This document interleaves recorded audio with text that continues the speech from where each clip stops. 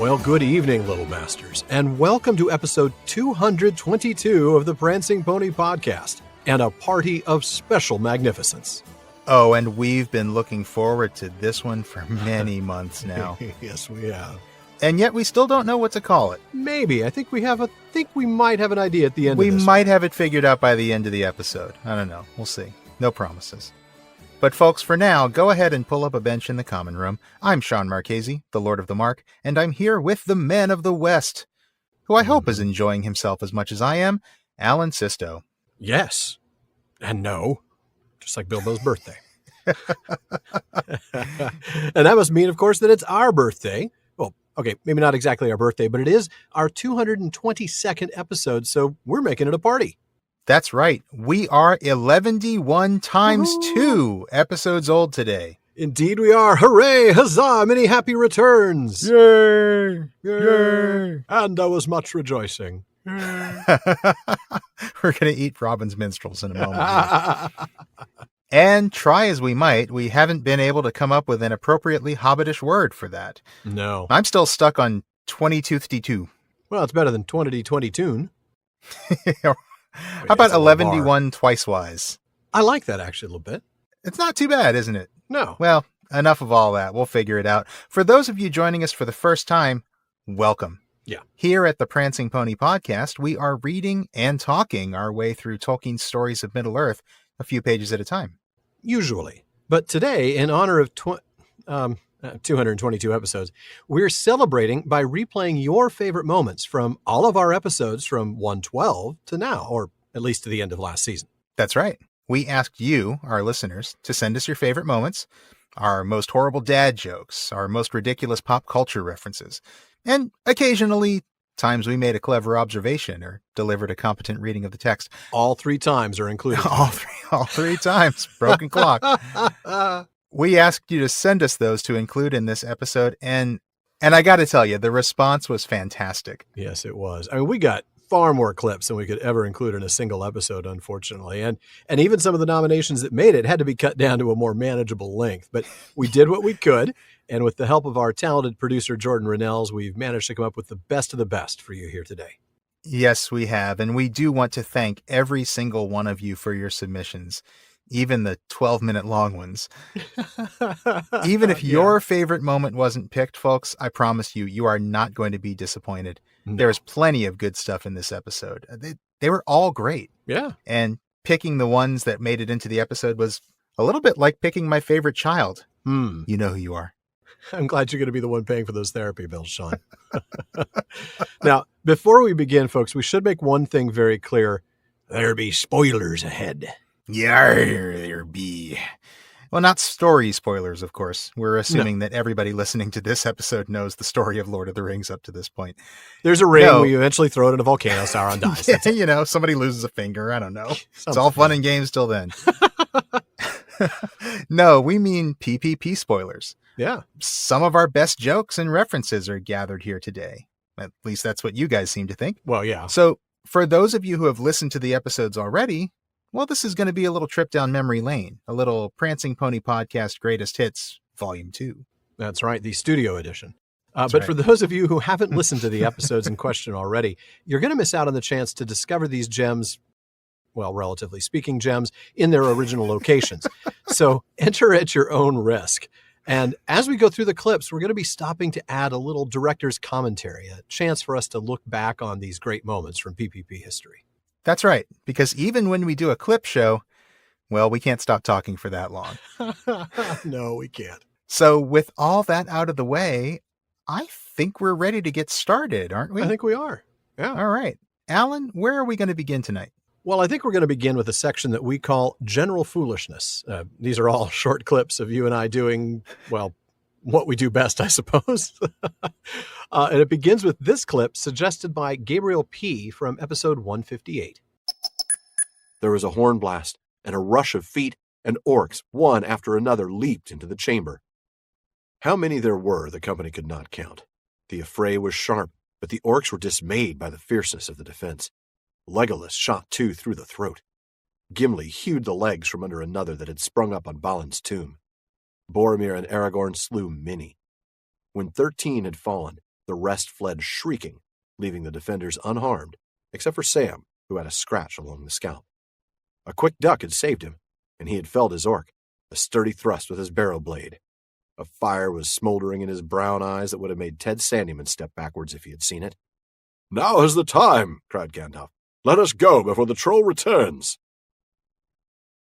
So I had this image in my mind of a really fast duck flying into the scene and saving Sam. Quack, quack, quack, quack. Sorry. I'll save you. Affleck. No, they're not paying us. Too sadly. funny. Yeah. That's too funny. Oh, man. That one's still funny. That gets me every time.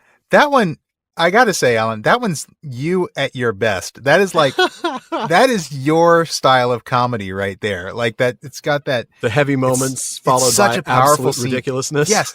You read it with such intensity. You got Sam's smoldering eyes, and you're like, yeah, you're right in there. Sandyman. Yeah. That's right. Watch out, Ted Sandyman. He would have taken a step back. It's such a powerful scene. And then you just cut right through it with this ridiculous joke. And man, I got to tell you, that's why I love doing the show with you. That stuff is good stuff, man. Well, thank you, Shawn. I enjoyed it immensely. And I have to tell you, when I first read it out loud and that hit me, I was really struggling to keep the serious reading going. It's one of these things where it came to me right in the middle of the line, and I almost said quack quack right as I did the reading. Thankfully, I did not. I'm glad I avoided that particular mistake.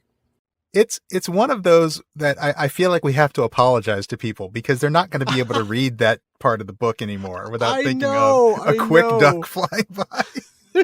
There are so many scenes that we've absolutely damaged for people. We've just I ruined. feel badly. Yeah. And the entirety of Kirion and Eorl. Kirion and Eorl. Which was another one of those jokes that you did. Just the dwarves in thongs. The dwarves in thongs. There's so many things we've ruined. Yeah. Yeah, Kirion and Eorl. Oh man, people are gonna. Yeah. That's a build up. Give me a build up worthy of Mordor. What orders, my lord? Yeah. Anyway, all right, man. Let's move on because we'll be here all night. Mm-hmm. Our second clip tonight was recommended by Mario D, and this one comes from episode 144. Gandalf's conclusion, well, time to go. Isildur was right. I mean, we're out of here. My work here is done. As he's leaving. Yeah, exactly. I can just hear him now. My work here is done. Yep. Peace out, Denethor. Mic drop. Staff drop. Oh, wait, let me pick that up again. I don't want to lose that. That's another one. That's another just kind of ridiculous one. That is a ridiculous one. The idea that, he doesn't want to forget his staff. I've dropped it, but now I have to pick it back up. Yeah. Yeah. Yeah. That's the kind of thing that we would not have done in season 1. No, I think you're right. Especially we early on yet. when we didn't really have the chemistry. No. Whereas now we've kind of got that chemistry. We have to dial that back, actually. We do, because we restrain ourselves now. Yeah. What people may not realize is that we look for chances to crack each other up while we're doing this. Do. Yeah, they're totally unscripted. And so we do these things to throw each other off. And some of them make the blooper reel. Some of them don't even make it there. And then a handful there are a few that should never see the light of day. Oh, there are, more than a few that are never allowed to see the light of day. Yeah. Yeah. Wouldn't you all like to know? Well, I don't know about you, but I've always wondered about the question that we ask at the end of this next clip. Now, this is from episode 171, and Jennifer M. suggested this one. But so here's the thing. Even if she could sing this ship into existence, this taxi ain't taking her where she wants to go. No, that's true. I mean, they couldn't take her across a sea. Well, it's not even a sea at all anymore, is it? We kind of hinted at that. It's just the air. Yeah, right. Yeah, I mean, it's the straight road. It's really right. It's going straight, and the Earth is bent, so it's going off into space basically. And Tolkien second star to the right, straight on until morning. Right, exactly. I mean, Valinor, Neverland. I mean, they're both sort of the same idea. It's the straight road. And there's a pirate with a hook hand waiting for her, and a crocodile, and a boy who wouldn't grow up. His name is Fëanor. And a boy who wouldn't grow up. All right, man, there's more truth who would to that win than in I a fight thought. between Galadriel and Tinkerbell? Never mind, Galadriel. No, I don't. Well, Tink wins most of her fights, but I do think Galadriel might. Tink's a scrapper. Yeah. But Galadriel has the reach advantage. Let's be clear. She does. Yeah. I don't want to sell Tink short. Oh, Tink has got speed. She does. She's agile. She does. Yeah. You don't want to sell her short. That was good. That was really good. That was an accident. I wish I could say I intended that. Yeah. We're going to come up on some more accidents as we go. Yeah. We are. I keep on thinking of that gif of Peter Pan holding Tinkerbell up by her wing and smacking the fairy dust out of her backside. Yep. Mm-hmm. And I'm thinking, well, that's not half as bad as the spanking she'll get from Galadriel. Nice indeed. Yeah. No, Galadriel doesn't even have to go nuclear to destroy. No. She doesn't even have to go in place of a pirate with a hook hand. You would have a queen. She doesn't have to do all that stuff. Terrible and beautiful as the dawn. That's right. Wait, did I just do a Galadriel and a Gandalf voice? I did. I think you did. Which is mildly disturbing, but also it kind of works. Not dark, but terrible as the dawn. Yeah. Come on, Celeborn, let's go. It's not the worst combination of voice with dialogue that we've done, but no, that's true. I think it would be a lot different if it was, Gollum as Galadriel, or in place of a Dark Lord, would it have a queen, precious? We should do some of that later down the road. Some mix and match. Should. Wouldn't that be fun? All right, noted. Yep, you heard it here first, folks. Elrond as the mouth of Sauron, or just really mix it up. Yeah. I think Pippin as the mouth of Sauron might be fun too. Actually, that might be good. I want to hear Treebeard as like Bomber or something. Just something. Oh yeah. Ridiculous. And mince pies and salad. Yeah, exactly. It actually kind of works, really. Treebeard as Bomber. Yeah, it does actually. He's kind of slow and not all that.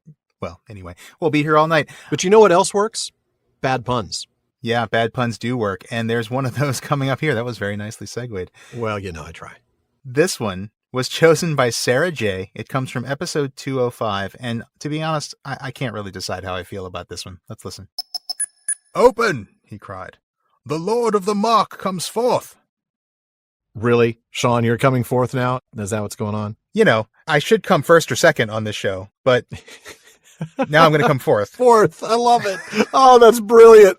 Oh, man. Well, who's third? Shawn Marchese, the Lord of the Mark, comes forth on a two-man show.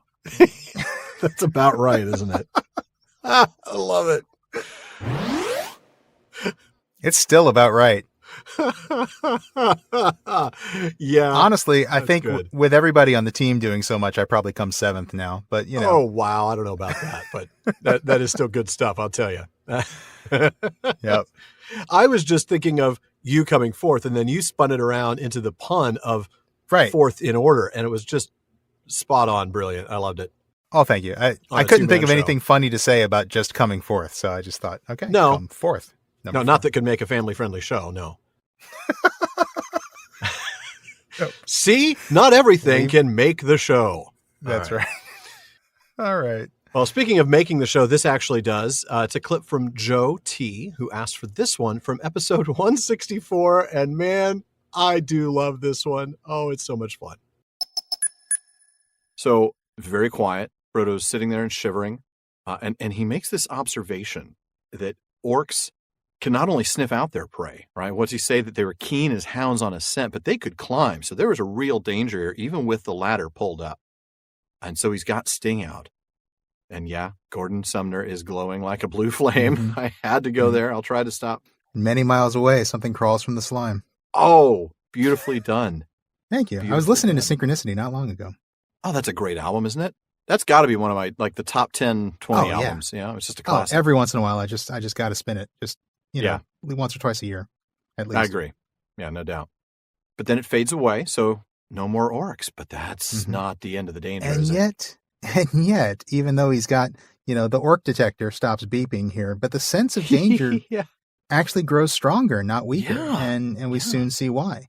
Frodo hears these movements. He hears this sniffing and the scrabbling, this hissing breath.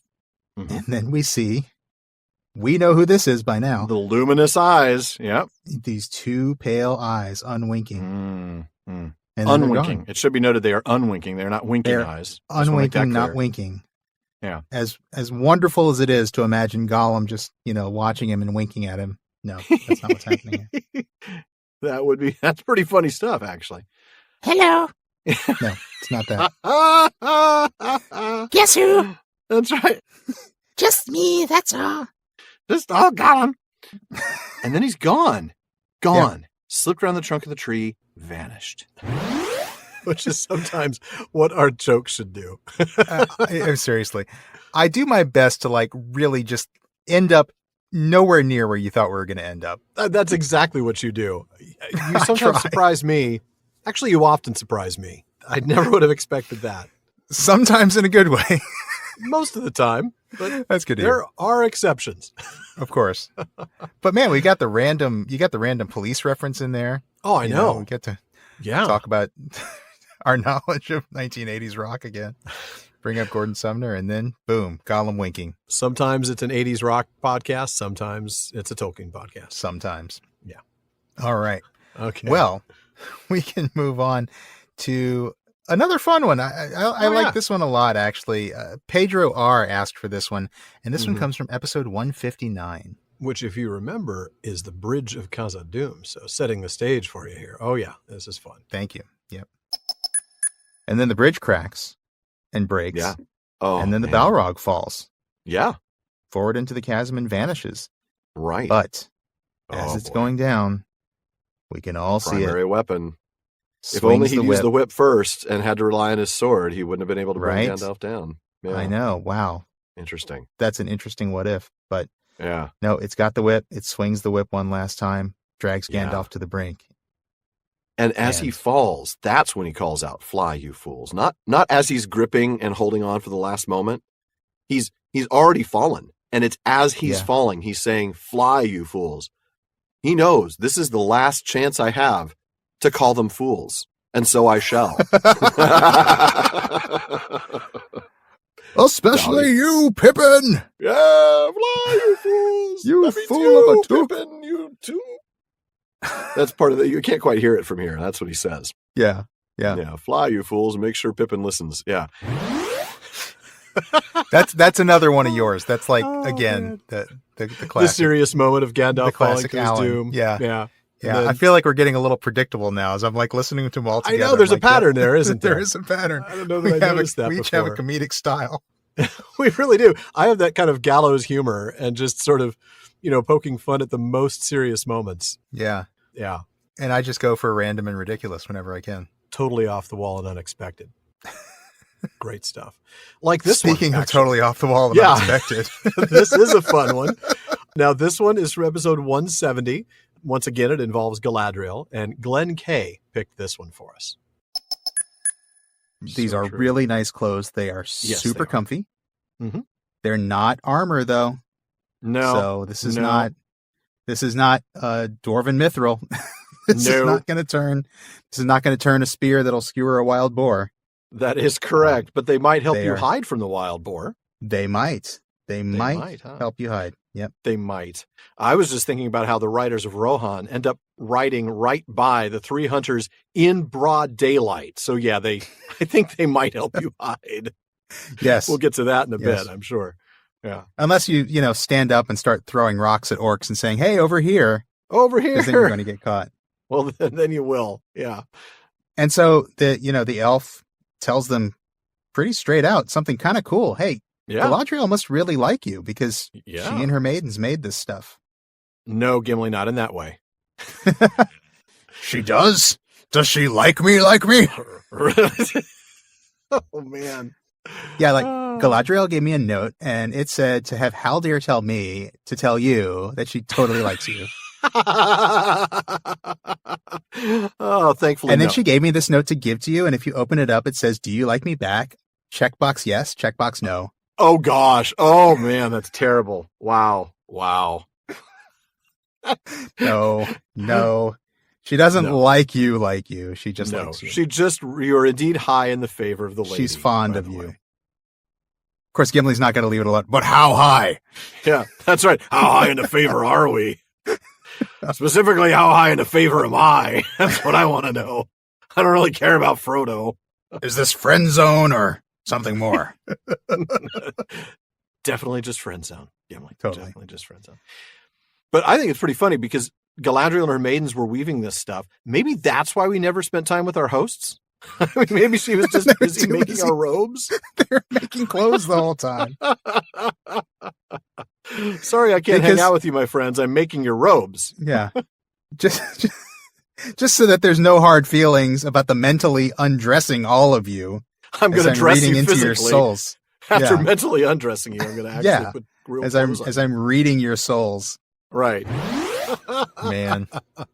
Oh, that is good stuff. Not only does that one still make me laugh, I just want to thank our listeners for not pointing out just how much we dated ourselves with the idea of kids passing paper notes to each other in class. Oh, goodness. But it gave me absolute nightmares of junior high. That flashback was terrifying. Oh, man. Yeah. Those paper notes and do you like me back? And I never got one of those. Yeah. That's kind of what that's why I'm having junior high nightmares, man. Come on. That's why we were reading Lord of the Rings. That's why we're middle-aged men hosting a Tolkien podcast. That's right. Because no girls like this in junior high. That's terrible. That's a horrible thing to say. Oh my gosh. No, I know. Oh man. No, I found a wonderful woman in college and she set me on the straight and narrow, path. There you go. Some kind of good path. I don't know. Some sort of good path. But these days, like paper notes, like what is that? What is paper? Yeah, I don't even write on Right. I know. It's probably all Snapchats and tweeters and tweeters. Oh my goodness, Shawn, you have really aged yourself again. They're all hanging out on MySpace these days. I don't know. These kids on MySpace. All these kids on their BBSs. Fangled AOLs and Sierra Onlines and CompuServes. That's right. Get on your listserv and post that. I keep hearing these sounds every time they talk to each other.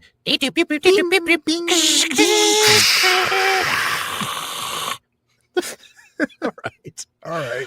Oh. Moving on. Well, obviously, Alan and I have no qualms about being foolish on the show. No, none at all. We have no shame. No.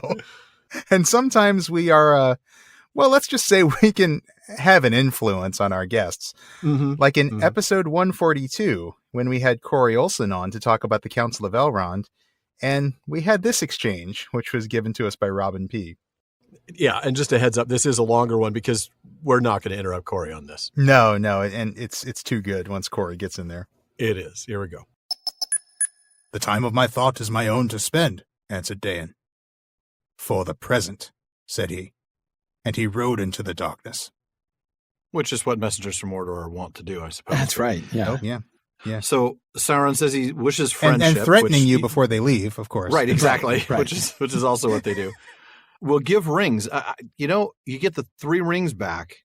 Were the others consumed by dragons? Do we know how many were consumed by dragons? I don't remember. Gandalf does say, sort of vaguely says the others the dragons have consumed. That's right. So presumably it's the other 4. But I got to tell you, it sounds like Gandalf is guessing there, to be perfectly frank. Right. Like, yes, it does. I mean, have they done a really careful survey of dragons? Have you or have you not eaten a dwarvish ring of power? Do you know anyone who has eaten a dwarvish ring of power? And, they compile their data and, conclude firmly that 4 of them have been eaten. Right. So, but they're pretty sure about the 3 that have been recovered. So anyway. Right. So he says he's going to give the rings back and even says you're going to get the realm of Moria. I didn't even catch that as I'm preparing for this, but that's a pretty big thing. I mean, you're talking about, hey, we've been wanting to go back there forever. And now Sauron's saying you're going to be able to keep the realm of Moria. Does Sauron even have the ability to do that? I know. In the That's sense like me can telling Sauron you- really get the Balrog out of there? Exactly. And it's I like mean, me the telling Balrog- you can keep the realm of Wyoming forever. Really? Yeah. I mean, I have the authority to do that? But also, I mean, it's not like it's not like the Balrog is taking orders from Sauron. No, so clearly it's not like Sauron is going to say, hey, Bob, remember me from the music? Can you get out of here, please? Right. Right. I mean, I love that. Yeah, there's, thinking about even Gandalf's words in Appendix A about the probable or maybe putative alliance between Smaug and Sauron, like Right. I've always wondered how that conversation would go. Like, did they have to, did he have to like meet with him? Did they talk? Did he go? Or would he have gone? Right. Did he go? Would Smaug would probably not, would Smaug have just obeyed him? I kind of doubt it, right? I would sort of think there'd be a negotiation, right? I'm a free agent, Exactly, right. And the Balrog more so, right? It's even more, yeah. So yeah, I clearly think that's a bit of he's probably got a nice bridge he could sell him too. His voice is writing a check that he can't exactly get. Yeah, exactly. Well, but the whole thing, I don't know. It almost makes me wonder, what kind of reaction were they actually looking to get from the dwarves, right? This is a complete oversell. The fact that first he says a little ring, the least of rings, right? A trifle. The first just thing a that it trifle, goes is that it's just like, so there's this one really, if you just do this tiny little thing and it's really no big deal, but if you do that, we will give you these, like, everything you ever possibly could have wanted in the entire world. It's like, okay, right. So it's like, what are you supposed to do with that if you're the dwarves? Exactly. Like even imagining the dwarves are not suspicious, right? Even if they're just taking them totally at face value, like how do you even take that at face value? Like, I know, really. It reminds me of Morgoth when he overplayed his hand against Feanor, right? He's at the doors and he goes, "Oh, by the way, if you think that those Silmarils are safe," and Feanor's, "Oh no, now I see through you." Right. That's what's happening here. This is Sauron overplaying his hand, just like Morgoth overplayed his hand. Yeah, and that's not surprising. Really, it's what they do. Right. I suppose it's the pride that goes with their position, isn't it? Oh, of course. They think that they can get one over on everybody. Yeah. Man, that one. That was fun. I am imagining the conference call between Sauron and Smaug. Seriously. When Sauron reached out to Smaug to propose a little joint venture. Yeah. Does he contact him by Palantir? Does Smaug have a Palantir in that horde somewhere? I don't know. I doubt that, but maybe a little Osanwe. Maybe so. That's possible. Maybe so. Can you imagine Osanwe conversations with a dragon? That just seems terrifying. Well, it seems very unwise for the other person. It doesn't seem like a place you want to be inside the dragon's mind. Yeah, exactly. That's not a brain I want to be in touch with. No. But that's such a fun clip. That is. Corey, we had so much fun with him on the show. We did. He's right there with us the whole really silly way. And it was great. Not only is he brilliant and brought so much to the discussion of the text. Have you ever consumed a Dwarven Ring of Power? Do you know anyone who has ever consumed a That's brilliant. That's brilliant stuff. He's great. It's great. That was so much fun. I really loved that, being able to cross over with him and have him on the show. And then we went on to his show. Yeah. Right around the time that we were getting into the Council of Elrond. And I believe that was the beginning of season 5 for us. And he just finished, or season 4, I should say. Yeah. And then he just finished the Council of Elrond, I don't know, last month. Yeah. Something like that. 2 years. I love it. We brag about the full Prancing Pony podcast treatment. Oh, he's got the full Tolkien professor treatment, which is like mithril mine deep. Seriously, when we had him on the show the first time and we were talking about how quickly we'd gone through the Silmarillion, and I think we were trying to say we'd given it, some time, like, wow, it took us, 40 some odd episodes to get through the Silmarillion. You might have gone through that a little quickly. Yeah. So, some might have said you rushed it. I'm like, oh, okay. And then, of course, we realize now he's absolutely right. Yeah, absolutely right. Yeah. But yeah, that must have felt like a bullet train to him. We could never get everything that he gets out of it. I mean, that's no. I mean, I've said this to others, he's forgotten more than I'll ever know. Yeah. He's a really accomplished medievalist, knows his stuff backwards and forwards. I have no qualms in saying he knows his stuff far more than I do. Yeah. But it is a lot of fun. That's why we could never do what he does. But I'm glad that he's doing what he's doing and we're doing what we're doing. And I love it when we can do it together. It's great synergy. Yep. Well, folks, before we get back into the clips, we want to take a quick break to make sure that you know that when you finish listening to this highlight episode, well, the talk continues all night long at the Prancing Pony Podcast. That's right. Our spectacular listener community keeps the conversation going in all of our social media spaces, from our common room on Facebook to our Reddit community, Twitter, and more. On Facebook, just look for the Prancing Pony Podcast and be sure to follow the page and join the group for some great discussions. And you can find us on Reddit at r/prancingponypod. And we're also at Prancing Pony Pod on Twitter and Instagram. And one more thing. That's right. I mean, lots of things can make your workouts hard. Extra resistance, double speed, an extra mile. But your socks shouldn't. And that's why Bombas Performance Socks are built to be nothing but comfortable and supportive. Bombas Performance Socks have taken all those amazing innovations that make them the comfiest socks around and added their special Hex Tech performance technology. Yeah, moisture-wicking yarn and temperature-regulating vents allow cool air to flow in and keep your feet from overheating. There's a pillow-like tab to keep you from getting blisters, a special arch-hugging system, and really effective stay-up technology. Yeah, definitely. All my other socks fall down, but not my Bombas. Yeah. And then, of course, the extra layer of cushiony comfort on the bottom gives Bombas Performance Socks just the perfect amount of support. Now, they come in different styles for every sport, with special features designed in to help maximize performance and, as always, keep your feet comfortable. And like all their socks, for every pair of Bombas Performance Socks you buy, they donate a pair to somebody in need. Over 45 million pairs so far and counting. And I got to say, I know folks have heard me say this before, but I just love wearing my Bombas socks, and I especially love, now that we're in fall in Texas, I can wear them to work with long pants. I can put on shorts if as the weather changes, I can change, but my socks can stay on. And they're great for all of it. They are super comfy. I remember, I recently traveled to Oxamute, so I was on a plane forever, and I was wearing a pair of the merino wool socks, and never once did they fall down, never once did they get uncomfortable, never once did they get sweaty. I mean, just phenomenal socks. In fact, I just bought a couple more pairs today, actually. So did you? Yeah, I need a couple more pairs, but they're just perfect for all weather. So folks, go to bombas.com/PPP today and get 20% off your first order. That's BOMBAS.com. Bombas.com/PPP for 20% off your first purchase. Bombas.com/PPP.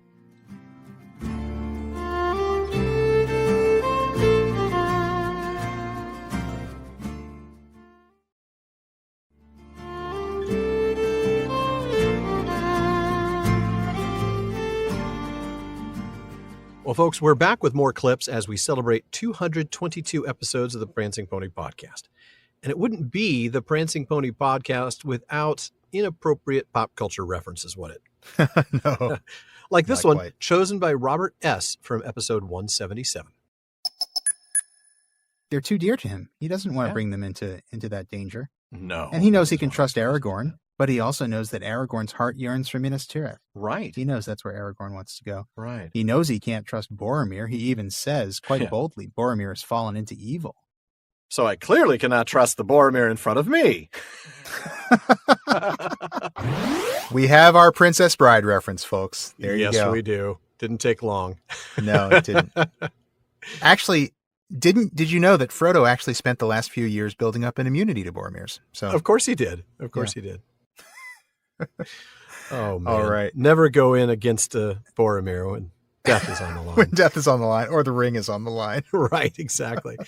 You forgot the second most important. You've fallen into one of the classic blunders. The first, never get involved in a land war against Mordor. Yeah, the classic blunders. Right. That's what it is. Yeah. Yeah. Just froze on me for a minute. I love that. Yeah. Great stuff. All right. Well, our next one is.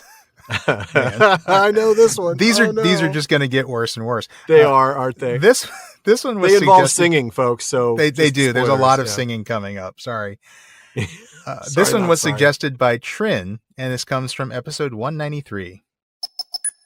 Yeah, the fact that he acknowledges he almost dislikes them, but he doesn't want to be hasty. I almost feel like I dislike you both.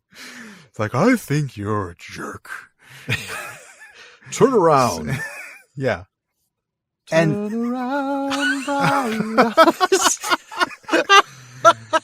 Every now and then. That's exactly what I'm picturing him. I get a little bit terrified. Oh my gosh. Oh. That is brilliant. I love it. We should, Treebeard sings the classics. We should turn around bright eyes. Yeah, he's got bright eyes and he tells him to turn around. He does, yeah. Every now and then I fall apart. Oh my goodness, that's just terrible. That is awful. I love it. Absolutely awful. Oh, man. It doesn't get any better either, by the way.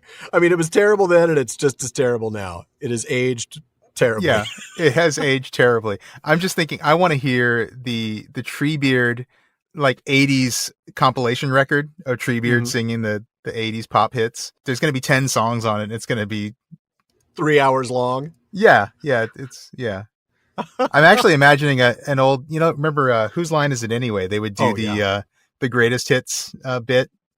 I can just imagine Treebeard doing a whole bunch of great 80s songs.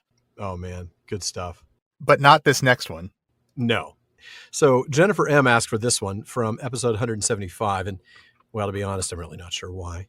I mean, okay, I know why. I have ideas why. Yeah. I just sort of wish she hadn't, I guess, is what I'm saying. That's fair. But hold on to your hats, folks. This is a slightly long one, but it is worth it. Well, looking back at the beginning of this passage, we get the windy afternoon as they exit the canyon and enter this long lake. And I'm going to maybe mispronounce this, but you're going to help me on it. Ninhethwell? Nenhithoil. Yeah.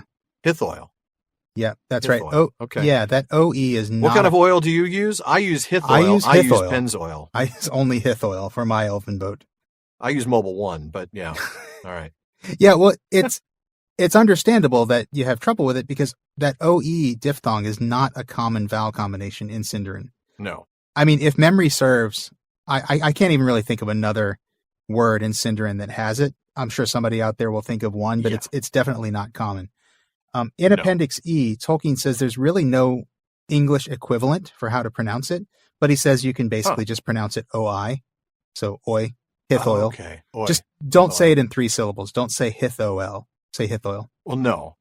Tolkien says pronounce it OI. I think I found some places online, and I wasn't able to verify this in any Tolkien sources, but I think I read some places where they say it's like saying an O and an E at the same time, which I have no idea how to do. Like I can do O and I at the same time, like oi, but Hithol.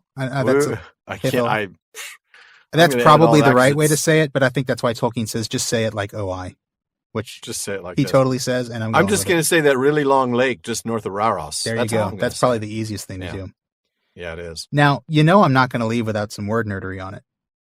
No, of course not. I'm sorry to say I did not find any word nerdery on Nen Hithoil in Parma Eldalamberon 17. I'm sorry. Parma. But if you've been paying attention to Eldalamberon, I was just sprinkling some Parmesan cheese on my pasta, and all I could think about was Parma Eldalamberon. Then my work here is done. All the time. Thank you very much. Yeah. Parma. All right. Parma Eldalamberon. Oh, no, you did not just do that. I thought that's what you were doing. I thought it was totally a Culture Club thing. Dude, I'm sorry. I will never make knowingly, consciously a Culture Club reference. That's just not in my wheelhouse, man. I just did. Well done, sir. Man. Well done. I forgot what I was going to say. I think I was going to say that if you've been paying attention this season, you probably can mostly figure this word out. So Nen is simply water, just like in Nenya, right. Galadriel's ring. Right. Hith is mist, like we saw with Hithline. Yeah, like Hithlum. Yeah. Mm-hmm. That last part, oil, is the tough part. It's not attested anywhere else. But fortunately, Hammond and Skull have the answer for us. They tell us that in the unfinished index, Hith oil is glossed as mist cool. So if Hith is mist, then oil must be cool. It must be. Must be. So steep gray hills, they're treeless at the top, not necessarily because they're above the tree line, but probably because of the wind. And then we get these 3 peaks, right? We get an island in the middle, islands in the stream, and other peaks, one on each side of the river. That's right. And those peaks are named Amon Hlau, the Hill of Hearing. That's the one on the left. I'm glad you've pronounced that. Can you say that one more time? Amon Hlau? Hlau? Okay. Hlau, yeah. Yeah, because the AW is pronounced the same as the AU. So it's ow, not aw. It was the first part of that I the LH. Yeah, it's an aspirated L. So Hlau. So it's almost like HL instead of LH. Yeah, it is. In terms of the way you'd pronounce it. Yeah, okay. Exactly. Yeah. It looks Welsh. I know it's not, but it kind of has that feel to it. It totally does. Yeah. I mean, this is one of those words where you can really see the Welsh influence on Sindarin. Mm-hmm. Definitely. Yeah. And then we've got Amon Hen, the Hill of Chickens. Oh man, I'm sorry. That was classic Gary such Larson Far Side comic with the boneless chicken ranch. On top of ham on hen. Yeah. Oh, that is just hilarious. Sorry, All that's a right. joke I would tell my Wow. kids. That is a dad joke. It is such Ultimate dad joke. such right a dad there. joke. I So know. bad. So bad, and it's still bad, by the way. But how can you say you're not sure why Jennifer recommended that? It's like the I ultimate know. Prancing Pony podcast clip. It's got deep word nerdery. Mm-hmm. It's got really difficult pronunciations that we stumble over. Oh, Hithwall. It's got dad jokes, and it's got not one but two completely inappropriate 80s music references. Absolutely it does. That is the perfect storm of Prancing Pony podcast. I would have been okay if I had just caught on to the fact that, okay, you thought I was doing the Culture Club reference, and I wish in hindsight that I just said, oh, absolutely, that's right, because I'm flipping brilliant. But I didn't. Instead, I just look like a total idiot. But you know what I was thinking, and I never even got around to saying it? I was thinking Brady Bunch, Marsha. Oh, Parma. Yeah. It's always Parma. It's always Parma with you. You know, That's actually good. I like and that. that's what I was thinking of, and I just never got around to it because the Culture Club thing threw me off so far. It's just like, that's not one of my favorite bands from the 80s. That was one of the bands I always sort of like rolled my eyes at for some reason. I wasn't a huge fan either, but it was always on MTV. It's a catchy song, and frankly, I couldn't get it out of my head since we started working on this dang episode. Can I tell you, I was in the dentist's office 2 days ago, and that song came on when I was in the waiting room. And I have not heard that song in years. And I've not, they're not a band that I've listened to. I'd not heard it in years, but we've been preparing for this episode and I've been thinking about it. And then it came on in the dentist's office and I was like, oh man, I started cracking up laughing. The receptionist was looking at me like I was nuts. Like, what why is are you laughing wrong at with this you, old man? song? Because she probably wasn't even born when the song was out. Oh, she's like, why are you laughing at this old song, Boomer? And I'm like, Boomer? You just don't get it. Oh man.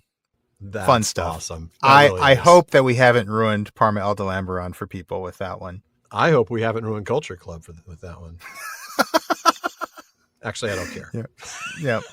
Well, on the topic of just plain awful 80s music references. Oh no. We've got one more here. And this one is from episode 172. And we have Brian S. to thank for digging this one up. If thanks is the word. And I thank you for your words.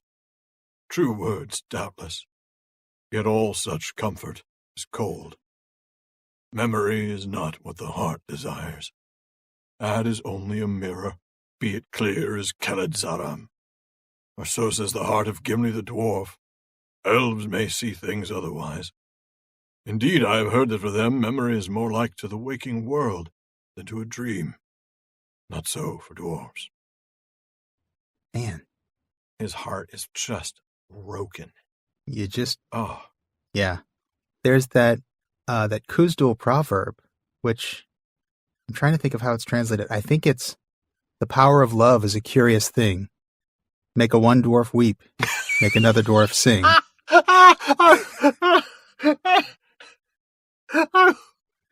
My goodness, that's just brilliantly terrible, Shawn. I like that.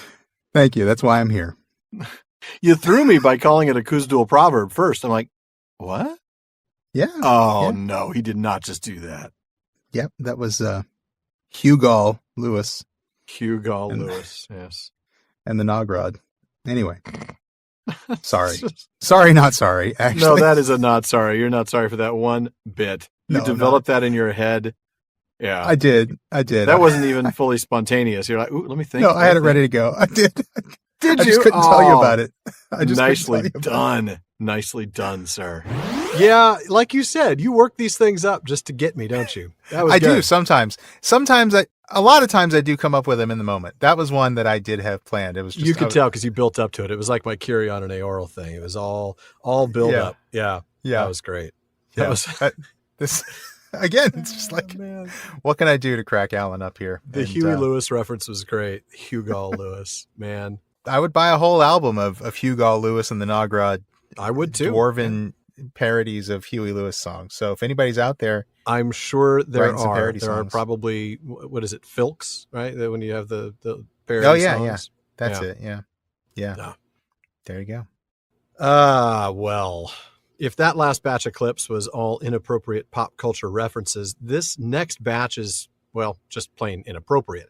I'm sort of embarrassed to be introducing this I'm one. not sure if we should have included some of these, but okay, let's see what we got. I'm not sure we should have included either of these. Yeah, I'm fairly sure we shouldn't, but it's going to last 5 minutes and then we're done.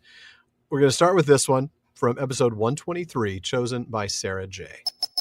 Zach commented on our question about why the hobbits in The Lord of the Rings have tinderboxes, while Bilbo had matches in The Hobbit.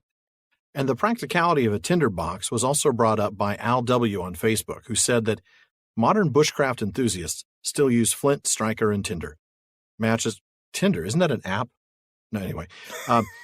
Don't share us on Tinder either. Certainly not one I know of. I mean, other than just reading news articles, just be clear. Matches are usually... You read Tinder for the articles. Of course you do. That's what he says. Well played. Well played. No, I've read news articles about the functionality and some... I see. All I look at that, I read those articles and I'm going, thank God I've been married for almost 27 years because I don't want to deal with any of that. I know. I cannot imagine being in that world now. It's being swiped. I don't want to be swiped, man. That's just not cool. No, that is not cool. I'd rather be friend zoned than swiped. That's just awful. Anyway. Yep. Shawn trying to make me look bad, man. Reading it for the articles. Mentioned the articles. I read articles about the thing. I never used it, so I had no idea about it. So when I'm reading an article about swiping left or swiping right, I don't even know which one's which. I don't either. Nor do I care, frankly, to be. I've been married for 20 years. I've been with my wife for, even longer. Like, I have no idea what any of this stuff is. Yeah. But when you said the articles, all I could think of was, the reason you read your dad's Playboy. I had that one uncle in the 80s, and I think everybody had this uncle who's just like, oh, I just read Playboy for the articles. Like, sure you do. Yeah. It's all about the articles. I'm sure it is. That is hilarious. There's a really good think piece on Reaganomics in here. Oh, really? Okay. Oh, really? Yeah, between Miss February and no. Right, exactly. No, I don't buy that. No. That was funny. Well, that was me trying to make you look like you have a dirty mind. I guess this is my moment. Turnabout is fair play. Yep. And so I am just about as sheepish about this one as you were about the last one. Uh-huh. This one comes from episode 112, and this was actually recommended by 2 listeners. Mm-hmm. So thank you, Martine M. and Rasmus, for choosing this one. All right. Beren first found Luthien dancing under the hemlocks in a clearing in the forest of Neldareth, a scene that was directly inspired by Tolkien's own life, as he related to his son Christopher in letter number 340. And you can see episode 31 way back in season 1 for this story in more detail. So he says to Christopher, it was first conceived in a... Okay, I'm sorry, but I'm picturing him... If we just changed a couple of words here, you were first conceived in a small woodland glade filled with hemlocks. Christopher's like, Christopher. No, Dad, I don't want to know. Dad, I don't want to know. Stop. Dude, I don't want to know. Her eyes were bright, man. She could sing. No. And no, dance. Stop. Stop, Dad, stop. I don't want to know. Goodness. No. I'm going to read the quote as is and not I took pictures, son. Look. No. That's terrible. Quite possibly criminal. I just don't want. All right. Now let's Dad, be. No. It's funny. I don't know. That was bad. I probably crossed a line there. All right. I probably crossed a line. You're the one who had to mention pictures. I like how you were about to rule that it was going to be cut from the episode, and then it ended up making it in. And made it into this. And it made it into this. So not only did it happen once. We can only hope that the estate never listens to that episode or this one. Yeah. Not only did it make it in once, but now we're pointing to it again. Yeah. Yeah. I'm glad that that's the worst thing I came up with in that moment, because I've listened to this clip a few times in preparation for this episode, I thought I could have gone much, much worse than that. I'm glad I didn't. I'm glad you didn't either. I'm actually very, very grateful you didn't. Yep. You can tell me about it after the show. I will. Now, of course, we're not just Tolkien fans here at the Prancing Pony Podcast. We're also firm believers in supporting local businesses. which is why we are always happy to give a shout out to local businesses that we think you should know about it, especially when they don't exist. Like in this clip from episode 185, chosen by Dan R. Of course, Gimli thinks, we've done all this work for nothing. There's a little bit of bitterness there, but I get it, but not Aragorn. Aragorn, no, you know what? It may be the end of their hope, which is kind of disconcerting. We don't like to see anybody lose hope, but he is making that indefinite. He's saying it may be the end of our hope. He's not saying it is, but we still have work to do regardless, which I'm sure thrills Gimli. There is a Germanic, roll up your sleeves, get it done attitude to that, isn't there? Very Beowulf, look, we may not have any hope, but we've still got to get this thing done. Aragorn's going to go to Home Depot. Of course he is. I don't think they'll pay us for that, but Aragorn would actually be an amazing contractor because he would get your job done on time as promised. You get the job done under budget. That's right. Yeah, absolutely he would. As promised. He would never be like, we got to send the crew home. They need to get some rest. No, he's going to make them work. No, absolutely. They're going to get that job done. That's right. Even Gimli, the complaining subcontractor. Yeah. That's right. Yeah. Gimli probably lays floor. I don't know. Yeah. I don't know what you think. Well, it's easier for him. Right. I mean, he's probably not putting up crown molding. No. And I don't think he's a lighting guy. No, he's not a mudder, right? Mudding over the drywall on his little stilts. No, I don't think he's that. No, I don't think he is either. Definitely a floor guy. But anyway, we digress. That we do. Legolas then? What's Legolas doing? I think he is doing the trim. I think Legolas is probably, doing the baseboards and the crown molding and doing all the, the door frames. Well, yeah, because Legolas can do all that. He can do all that parkour stuff like he does in the movies. He can run up the railings of your stairs. Okay. Yeah. That's true. Get up in the rafters and everything. Oh yeah, Legolas is like your. Oh, maybe he's running all the cabling then for the IT connections. He probably is. He's probably an electrician. He runs like all your network cables and stuff. Mm-hmm. Yeah. Oh, this is going to get worse. Let's just move it on. Call Fellowship Contracting for all your home right. improvement needs. Yeah. What's Pippin do? I don't know. He's the one who has accidents. Probably. 3 days since our last accident. Yeah, Pippin's been sick for 3 days. And Merry just kind of stands there and tells everybody else how to do everything. Oh, of course he does. Maybe he's the inspector. He can quote the code. There you go. I'm almost certain that he would know the code. We have got to stop. We do. That's going to be a very long night, folks. All right. Well, back to the text. Because Yeah. that's really what we're here to talk about. Because that's a good thing. It's what we do our show about. Or so we claim. We like to think. But then we'll just digress for 2.5 minutes on, a fictional construction firm. Right. Yeah. LSR and Associates. By the way, I don't think we're allowed to criticize Gandalf anymore for making fun of Pippin. No, I think you're probably right. I think we're just as bad as he is at this point. I think it's fair to say we are.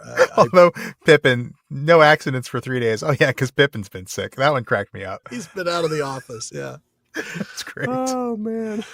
That was good stuff. So much fun. That probably wasn't the business people thought we were going to mention there, was it? No, I think everyone was probably thinking of another local business that we've given some free advertising to, which, interestingly enough, Dan R. also recommended a clip from. Now, I don't think this was the first time we mentioned this particular organization, but it certainly wasn't the last, and this is from episode 150. It's probably still not the last. So they leave the road at the ford, hope they bought some 4x4s at Ford of Bruinen, and head into the rough... Oh, man. I hope Ford of Bruinen. They're our new sponsor at the Pransky They better be our new Ford sponsor because we're giving them so much business. I know, seriously. Oh, if there really is a Ford of Bruinen, they better be paying us, really. They better be. There's some Bruin in Ohio that we don't know about. We're advertising for free. It's a missed opportunity if somebody hasn't. If there Seriously, is a place, if there's a town named Bruinen and you've got yeah. some money, you need to build a Ford dealership. Start a Ford there. dealership, and Because it you're can the be Ford all. of Bruinen. It can be all elf themed. You can have wouldn't that be some brilliant? Rivendell architecture in there. Oh, Dress your salespeople as great elves. stuff. Have them speak in that weird syntax that Elrond uses. And the sales manager could be Elrond. Yeah. Let me go speak with my manager. Yeah. All right. Well, somebody's going to do that, I'm sure. But they end up in this rough, barren land, and which again, that's why they needed the 4x4. Already, your credit is insufficient to get this loan. Oh, you do not know what interest rate you will receive. Yeah. All right. That must have been probably our second or third Fort of Bruin Yeah, joke. I'm thinking Don't you somewhere think? in that range. It must have been early enough that I was still surprised when you brought it up. Yes. Yeah. Early. It wasn't like the 7th or 8th reference to it, Right. but it was clearly not the second. Yeah. Now it's expected. But at that time, it was clearly like, Yeah, I was still a new surprised to thing. hear you bring it up. Who do you think would be Salesman of the Month at Fort of Bruinen? I'm thinking Gildor. I'm thinking Gildor can probably talk anybody into anything. Probably. I mean, it You know? depends. Is Glorfindel off leave and actually working? Because I bet that guy just moves a lot of volume. I bet he does. You're like, I'm not really sure this is the right car for me. And then suddenly he just like reveals himself when you see him as he was on the other side. And it's just and like, you have to buy the car at that point. you have to buy the car. How can you You have not? no choice. Yeah, he strolls up on Asphalloth, Right. and you feel mightily weak in comparison. And you must buy the big V8 version, of course, because you gotta look good next to this guy. Can you imagine going on a test drive with Glorfindel as the salesman, riding that'd be shotgun? No, And you're like, I don't know if I should drive faster. And he's like, yeah, Nodalim. Nodalim. Nodalim, Alan. And he's got some bells on it too. He's put a little harness of bells on the That's front of right. the car. That's right. But no seatbelt because elves don't wear seatbelts. All right. Well, surprisingly enough, it's actually time to get serious now. We like to think that we don't just make you laugh on the PPP, or at least not just laugh at us. We also think we have what we like to call moments of occasional intelligence. Just moments, admittedly. Unfortunately, some of you seem to think so too, and this next batch of clips shows just that. Please bear with us. These clips are going to start getting a little longer because, well, it takes a little longer for our intelligence to show. And here is one from Sarah S., going back to episode 186. Hobbits. He doesn't know what they are. He's never heard of them. No, he has no idea. They're legendary creatures. Another writer is shocked to hear of halflings, and this is, of course, Eothane. And he makes that statement, that question, I should say, legends. Are we walking among legends, or are we walking on the regular earth, on the green earth?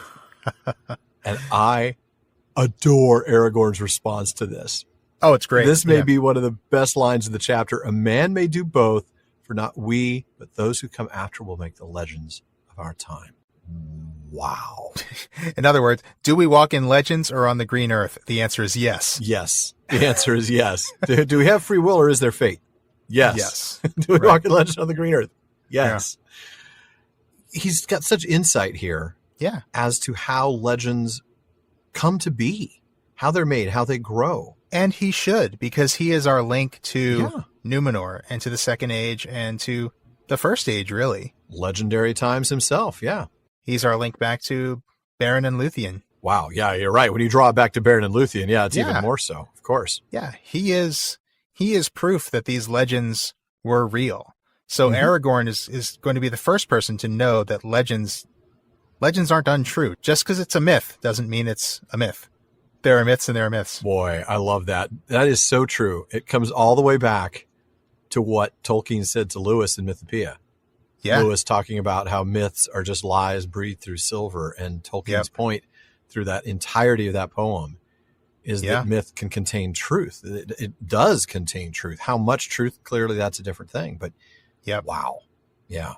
You're absolutely right. And, I was actually thinking of something from On Fairy Stories about, Tolkien writes that whole essay with this sort of tongue-in-cheek perspective that fairies are real. Yeah, that's right. That little conceit. Mm-hmm. Yeah, that kind of runs throughout the entire essay. And he says things like, fairies aren't concerned with us and things like that. And he says things like fairy stories are made by men, not by fairies. Right. And I was thinking about how much that sort of supports the idea that legends change over time and are just reports relayed by people who didn't live them. There could be that seed of truth, but these things are carried, down generation to generation and ultimately are documented by people who had nothing to do with them. That's right. But honestly, I like the Mythopoeia reference even more because you're absolutely right. It's right there. Myths do have truth in them. That's the whole point of that poem. So I think that captures it perfectly. Great Really, stuff. really cool. You know, with these clips, I don't know when they're over because there's no laughing. I know. And I feel like I shouldn't make any jokes about it either. So No. I got to come up with something interesting to say about it. I do really like this one. I do too. This is, we have those moments where we talk about how the other says something that we never thought of. And it's just like those big wow moments. Yeah. I was thinking of On Fairy Stories here. And then you came up with the Mythopoeia reference, which is amazing that I didn't get there because I almost said it in my own words. And then but I didn't even connect it back to Mythopoeia. And then you said it. I was like, oh yeah, right. It's right there. Yeah. And I love that. That's just so great. And I'm really glad that you pointed me to it because I just think to me, it really illustrates one of the things that I keep on coming back to as we read the books for the show, how much the story of Lord of the Rings kind of validates itself. The story itself is reminding us of the value of myth and reminding us of the value of escape and things like that. Because we see it even within the story itself. We see all those same elements that the story provides to us. Exactly. We see those same things in the story within it. Exactly. Yeah. Not only is the story an example of, things like recovery and escape and consolation and the power of myth and all the Beowulf stuff. Eucatastrophe and all of that. Yeah. Right. Not only is it an example of those things, but it also talks about the value of those things in a fairly direct way. Yeah, it does. That's pretty amazing. It really is. That's a good point. Yeah. No, I like that. It's one of those things, we both noticed this, you mentioned it just a minute ago, that we each sometimes have these insights that the other doesn't catch right away. Mm-hmm. And it's always eye-opening. And it's one of the things that I love about doing this show with you, because we do see it differently, even though I know everybody thinks you never see anything differently. You all agree all the time. And they're not wrong. We do tend to agree a lot because we're looking at the text and That's right. The words are the words. That's true. But when it comes to thinking about the text in a deeper way, I think we do bring different perspectives to it. And I think it's just because we're two different people. We're not the same person, but we're also just kind of, we come from different backgrounds. And I think it really does kind of show in our deeper interpretations of the text. I think that's super cool. It is. I still always go back to that moment, when you talk about Gollum deserving death. Oh, yeah. And that insight Thanks there. for that. Yeah, that was... Yeah, still one of my favorites. Well, this other one that I also really like. Now, this one was suggested to us by Anjali M., and this comes from episode 152. I kind of need to set this one up a little bit. This one actually takes place on Caradhras when, of course, the Fellowship are making that difficult crossing, and of course, it's snowing like nobody's business. And Gandalf reluctantly decides to use his Magia to start a fire to save the Fellowship from death. Ah, yes. And, we kind of talked a little bit about the fact that the Astari were forbidden to use their power, but this is a life and death situation. And then that'll probably set up this clip well enough. I think it does. He has to do it. If he doesn't do it now, the quest is over. They can't light the fire otherwise. So he's going to have to do something. It would be, you maybe could argue that he would be negligent in his duties if he allowed the quest to fail just because he didn't want to use his Magia. I think so. I can see him now, Well, you incompetent lot can't start a fire. I suppose you deserve to die. Really? Can you imagine him freezing to death and then going back to like Manwë and Varda and having to explain to them why he didn't use his body? Yeah. Like, and why? Right. Exactly. But you said, don't use my power, but you let him die, Olorin. Yeah, but you told me not to use my power, guys, but you let him die, Olorin. Yeah. We kind of figured you'd use your judgment. It was a general, it was more of a guideline, an actual rule. How did I know you were going to go with that one? Oh, that's great. That's awesome. You saw it coming, but just I totally saw it coming right way. Before it happened. Like, but yeah, it's like totally like he knows he's got the good judgment to know this is when I really need to use that power. This is the time to do it. Yeah. I want to point out that now that we have this candle, I should say, this fire, this candle pile in the of wind. wood and kindling. Oh, this kindling in the wind. You live your terrible. life. Okay. Am I really going to let you sing that? No, I'm not going to sing any further. Oh, come on. I got to at least get to the kindling in the wind line if you're going to do it. Like a kindling in the wind. I may edit that. So what I want to point out is this little tiny fire is a literal circle of light from Beowulf, isn't it? Ooh, yeah, it sure is. Yeah. I mean, this is all about the darkness and the light. And now it's not represented in good people versus a horde of orcs or anything like that. This is a literal circle of light. I mean, granted, they don't have the mead hall, but they just had mead, and now they have light and fire. Oh, good point. Yeah. That's a good point. Yep. Yeah. And here they are in a little circle around the flames. Behind them, the night was like a black wall. Man, that is an image straight out of the Beowulf essay. That is Beowulf right there. You're absolutely right. Absolutely right. And when you say it like that, you start to think about that element of inevitable defeat. Yeah, which we'll see. We're going to see that at the end of this relevant. chapter. Yeah. Yes, we will. They're going to stave off the cold and the wind, but we're going to see, spoilers, folks, they're going to be defeated by it. Yes, they will. This is just a brief moment of relief from it. That's a good catch, man. I like that. Thank you, sir. I do what I can every now and then. It really is every just now and then. But yeah, you're doing better than twice a day now. That's true. You're doing all right. That's true. Fair enough. I'll accept that. And I have to say, the Beowulf observation, I mean, this is the kind of thing we would not have noticed our first couple of seasons. This is all thanks to Verlin Flieger and the insight she gave us about, balancing on fairy stories with Beowulf, the monsters, and the critics. Yeah. Yeah, exactly. She's absolutely right about that. She is absolutely right. And I'm so glad that she pointed us to that, because we would not have been able to do Lord of the Rings properly without it. Oh, no, not at all. And frankly, it's one of the main things that I'm looking forward to correcting in our redo of the Silmarillion someday. Someday. Hobbit, we're probably okay. There's probably not as much of the dark Beowulfy stuff in the Hobbit. It's a bit lighter. No, probably not as much. Yeah. But yeah, this was a great one. And I like that there's also some jokes in there. Not only were we kind of smart in that one, but you got the Pirates reference in there. And oh, you knew that was coming. Yeah. Got to do a little Elton John, I wish I'd had you sing a little bit more. I know, I probably should have. Like a candle in the wind. You need to break out the piano. We need to put a piano or a keyboard in your booth. Never knowing who to turn to. I don't know the next line, honestly. I don't know all the words to that song. Yeah, I know. That's my thing. I wouldn't have known either. I'm sorry. Couldn't back you up on that one. Yeah, I tried. I did try, folks. Well, not surprisingly, we only have one more in this Moments of Occasional Intelligence series. Out of 112 episodes, folks. Oh, we got like 30 of the silly ones, but we've only got 3 of the smart ones. We need to work on that ratio a little bit. I know. Poor Horatio. Sorry. I'm sorry. That's probably a reference that I'm going to need to explain. Yeah, I don't even get that one. Sorry. No, it's an old Andy Griffith episode. And no, I'm not old enough to have watched them when they first aired. Thank you very much. I can hear people saying that right now. There's some, I really don't remember the setting. I just know that Andy was trying to teach Opie, who's like 7 or something, about the idea of ratios. And whatever example he gives, it's sort of a sad one. And so, of course, Opie says, "Oh, poor Horatio." So for some reason, that's just stuck in my head every time I hear the word ratio. Horatio. I know. Poor Horatio. Well. Oh, man. We got one more. Like I said, just one. 30 silly clips, but only 3 serious clips, because that's apparently what we do. But Allison recommended this clip, and it actually comes from one just a few episodes ago, towards the end of last season, episode 214. And then these good fellows sit on the stones by the gate, and they can see far into the valley. Yeah. And then Aragorn, I love this. He echoes Gandalf's line about sitting on the edge of ruin and talking. That's such just a great little moment, because he's right. We are on the edge of ruin, but we're still here. We're together as a fellowship. We're together as friends. We're safe for the moment. Let's enjoy that moment.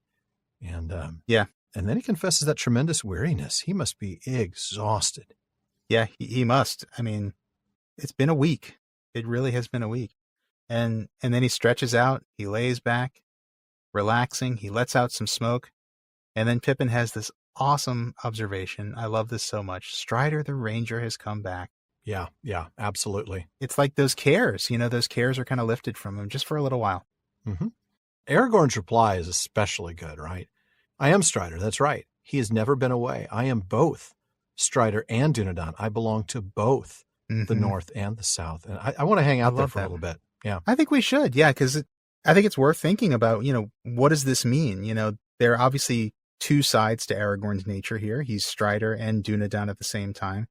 What does that mean? I mean, Strider the Ranger, Dunedain, I guess the king, the heir of Isildur. So he's both a ranger and a king, or will be king. Mm-hmm.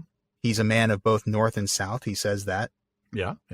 And then I guess, I mean, we see that he kind of understands the common people as well as the nobles. You know, like we had that little arrogant bit from Saruman a little while ago that we read from Unfinished Tales. Like, I have no time for the simples of peasants. And Aragorn doesn't have that haughty attitude towards what the common folk do. He's like, no, this is something cool. This is something I'm into. And it's okay to do what the common people do. And I love that.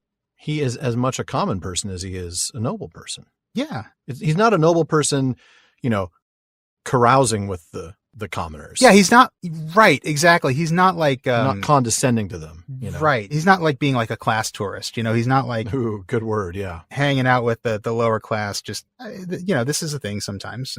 This isn't the prince getting, you know, sneaking out of the castle to cavort with the commoners for an evening. Right, exactly. And going back to the castle. Exactly. He's being genuine. Yeah. When he appreciates this stuff. And I'm actually reminded a little bit of Tolkien's letter number 52. This is the letter that he wrote to Christopher. This is the one where he talks about how he's an anarchist and not whiskered men with bombs. Yeah, love that letter. Right. And one line in that letter is, give me a king whose chief interest in life is stamps, railways, or racehorses. And I always took that to mean that the best king is somebody whose primary interest is not governing, is not having power. Their primary interest is something ordinary, something everyday, maybe something nerdy, you know? Yeah, I think that's exactly what that means. Somebody who is interested in governing is interested in the exercise of power. And you want somebody who's not interested in that. Who's not interested in power, yeah. I find one of his examples really interesting, though. King George V, who reigned from 1910 to 1936, was known as an incredibly avid stamp collector. Was he really? I didn't know that. Okay. Yeah, he was actually responsible for a great deal of philatelism, the philatelist I collections. think that is the word, yeah. Philately. In England, yeah. Yeah. I guess there's a museum that has a great deal to do with, you know, what he collected and sort of that hobby, if you will. That's fascinating. I don't know about the railways or racehorses, though. I concede. Okay. So that's very interesting. But yeah, I mean, I think that's exactly what Tolkien is saying. You know, a king who is not groomed for power in that way, who's grown up appreciating other things. And I think that's what we see in Aragorn, is that he is, like you said, he's as much of the common people as he is of the line of Isildur. That's right. And he's not putting on any kind of false airs or anything. He's not pretending to be something he's not. He is both. He is Strider and Dunedain. He absolutely is. Very cool. Indeed. It is very cool. I like this one a lot. Yeah. It's really neat to see some of Tolkien's insights and thoughts about, I don't know if politics is the right word, but, you know, just ideas of government. You know, I think that's governance, really civics rather than politics, I suppose. Yeah, exactly. And I kind of find myself wondering, like, what kind of king Aragorn is going to be. You know, he's such a man of the people now. What are his tax rates going to be? Okay, George R. R. Martin. But, you know, like, is he going to be a man of the people? Or is he going to be put on this pedestal, you know, because he is Isildur's heir and he's the first king they've had in centuries. A very, very, very long time, yeah. Is he going to be able to be a man of the people? You know, there's no answers because we don't see anything of, you know, Aragorn's reign, but I just, it's a fascinating question. And I love speculating about this kind of stuff. I do too. That was a fun clip to look at. Well, fun's the wrong word, but it was a really neat clip to look into, you know, and to talk about that amazing character of Strider and Aragorn, of, you know, the Dunedain and the Elisar. And I don't know, we see him bouncing back and forth between those two. So many of those wonderful moments. I'm thinking of the moment at the Argonath when, you know, Frodo looks forward and all of a sudden he sees Aragorn, you know, in this glory of kings revealed. And yeah. We get these glimpses. And then, of course, it all comes to fruition at his coronation at the end. Spoilers. Yeah. So it's great stuff. Yeah, and we even got the philately bit in there. We did. And just to fill that in, apparently there were other previous monarchs. I believe it was Queen Victoria who was fascinated by trains. And I don't remember who it was into horses. But yeah, he was referencing real monarchs. Yeah, no, that's really interesting. That's great. Cool. Well, as you said, that is the last of the smart ones. But while we're talking about some of the things we do well, a few of our listeners have asked us for some of our best readings. That's right. Well, if that's the case, we have to include this one from episode 204, in which my esteemed co-host wowed us all with a not insignificant bit of Old English. So thanks to a couple of Sarahs, Sarah V and Sarah S, for choosing this one. There sat men in bright mail upon proud steeds, who spoke to them in a strange tongue. And I cannot believe I agreed to this. I'm just glad it was not me. I just drew the short straw for you, Shawn. Thank you very much. Abidath kumanun kuthe. What sindon ye, lathe othve leothe, vedus sed liche ye werede, ridan quoman to disabar ye gatum. No herin gun motan, ne wadla ne wapnid mon, nefne we his namen witten. Nu ye feren kumene, ye kuthath usan ofste, hu haton ye? What sindon ewer arende to Theoden urum lavord. Wow. That actually deserves a round of applause, people. Good job, Shawn. That was amazing. That was, man, I practiced that. I bet you did. Well, what my amazingly talented co-host just read in Old English is translated by Christopher to footnote it. I'm going to take the challenging modern English translation. Stay, strangers unknown. Who are ye, friends or foes, that have come thus strangely clad, riding to the gates of this town? None may here enter in, neither beggarman nor warrior, if we know not his name. Now, ye comers from afar, declare to us in haste, what are ye called? What is your errand to Theoden our lord? Yeah. Man. Wow. I said it then, I say it now. That was worthy of a round of applause. That is phenomenal work, Shawn. Thank you. Thank you very much. I really, I appreciate that. And I'm glad folks enjoyed it. I'm glad it had an effect. I got to tell you, man, I read through that many times. Oh, I bet you did. You sounded like a native speaker right there. I mean, you really got into character. It was brilliant. Wow, thank you. I actually parsed out the dialogue, the Old English dialogue, and I looked at every word, and I tried to figure out what it meant in modern English. Looked at the Old English next to the modern English. So I knew what every word meant, and there were a few that I actually had to look up, of course. Oh, sure. But I really wanted to know what each word meant so that I could act it properly. Because I think that's the thing, like acting in a foreign language that you don't speak. Oh, yeah. How do you emote it properly? How do you put the right emphasis on the right words? And so that's what I tried to do, and I'm glad it worked. You did a spectacular job. Thanks for sharing that with us, man. That was a tremendous gift. Certainly validated my overmode for trying it in the first place. Yeah, I guess so. Well, if we're going to talk about great readings, it's not going to be long before one of your moments comes up, Alan. And the one we got for this episode, I think is a great one. This one was nominated by Alex B. And this is from episode 191. And this one sounds like it hurts. Yeah, I have to admit it kind of did. Here we go. Grishnak, frankly, is having none of this. He's got an opinion here, and we're about to hear it. My dear tender little fools, hissed Grishnak. Everything you have and everything you know will be got out of you in due time. Everything. You wish there was more that you could tell to satisfy the questioner. Indeed you will, quite soon. We shan't hurry the enquiry. Oh dear, no. What do you think you've been kept alive for? My dear little fellows, please believe me when I say that it was not out of kindness. That's not even one of Ugruk's faults. I find it quite easy to believe, said Mary. But you haven't got your prey home yet, and it doesn't seem to be going your way whatever happens. If we come to Isengard, it won't be the great Grishnak that benefits. Saruman will take all that he can find. If you want anything for yourself, now's the time to do a deal.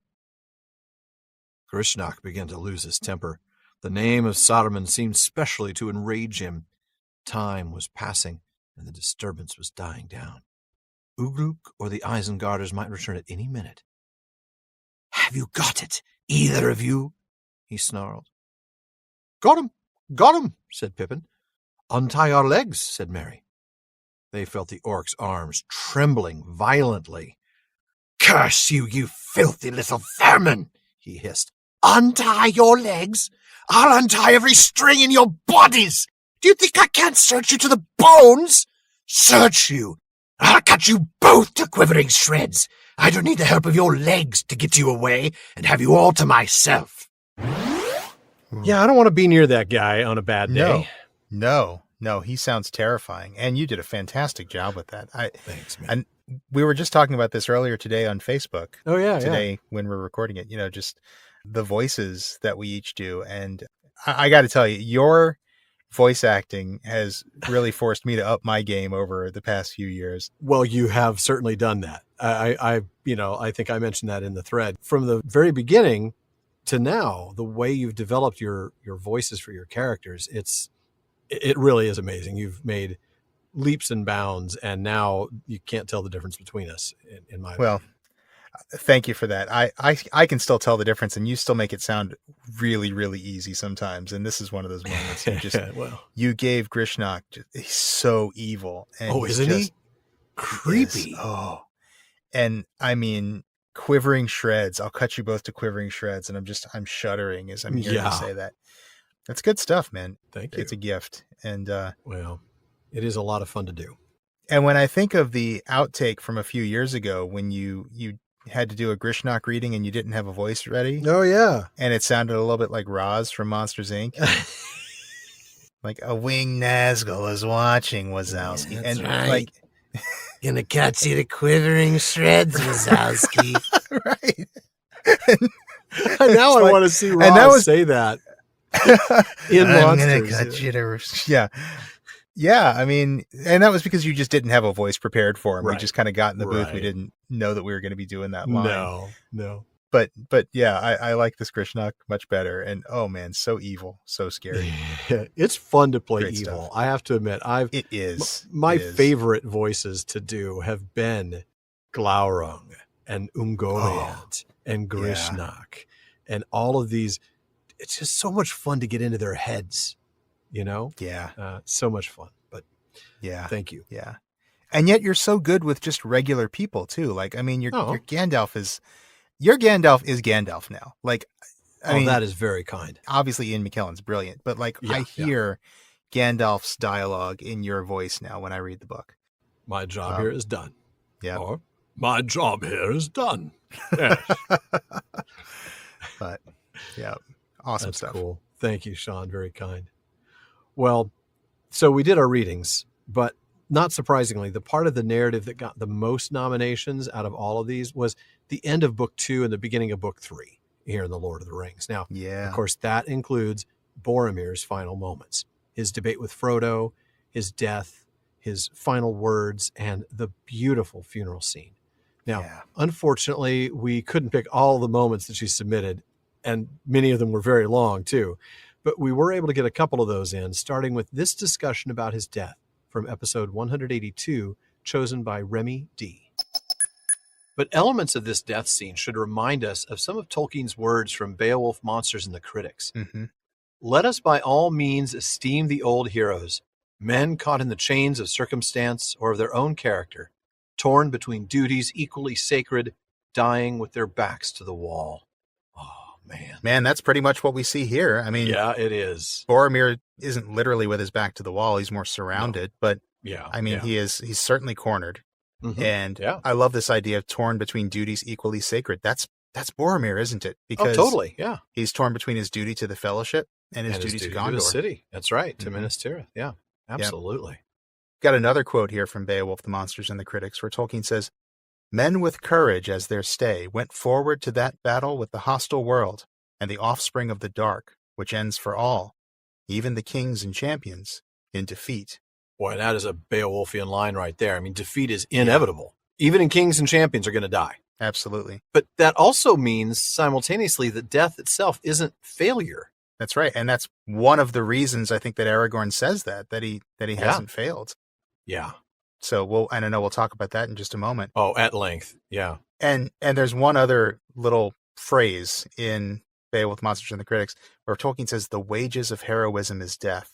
Oh, wow. And I kind of love that because it kind of reminds me of this sort of transactional language Boromir says when he says, "I have paid." Yeah.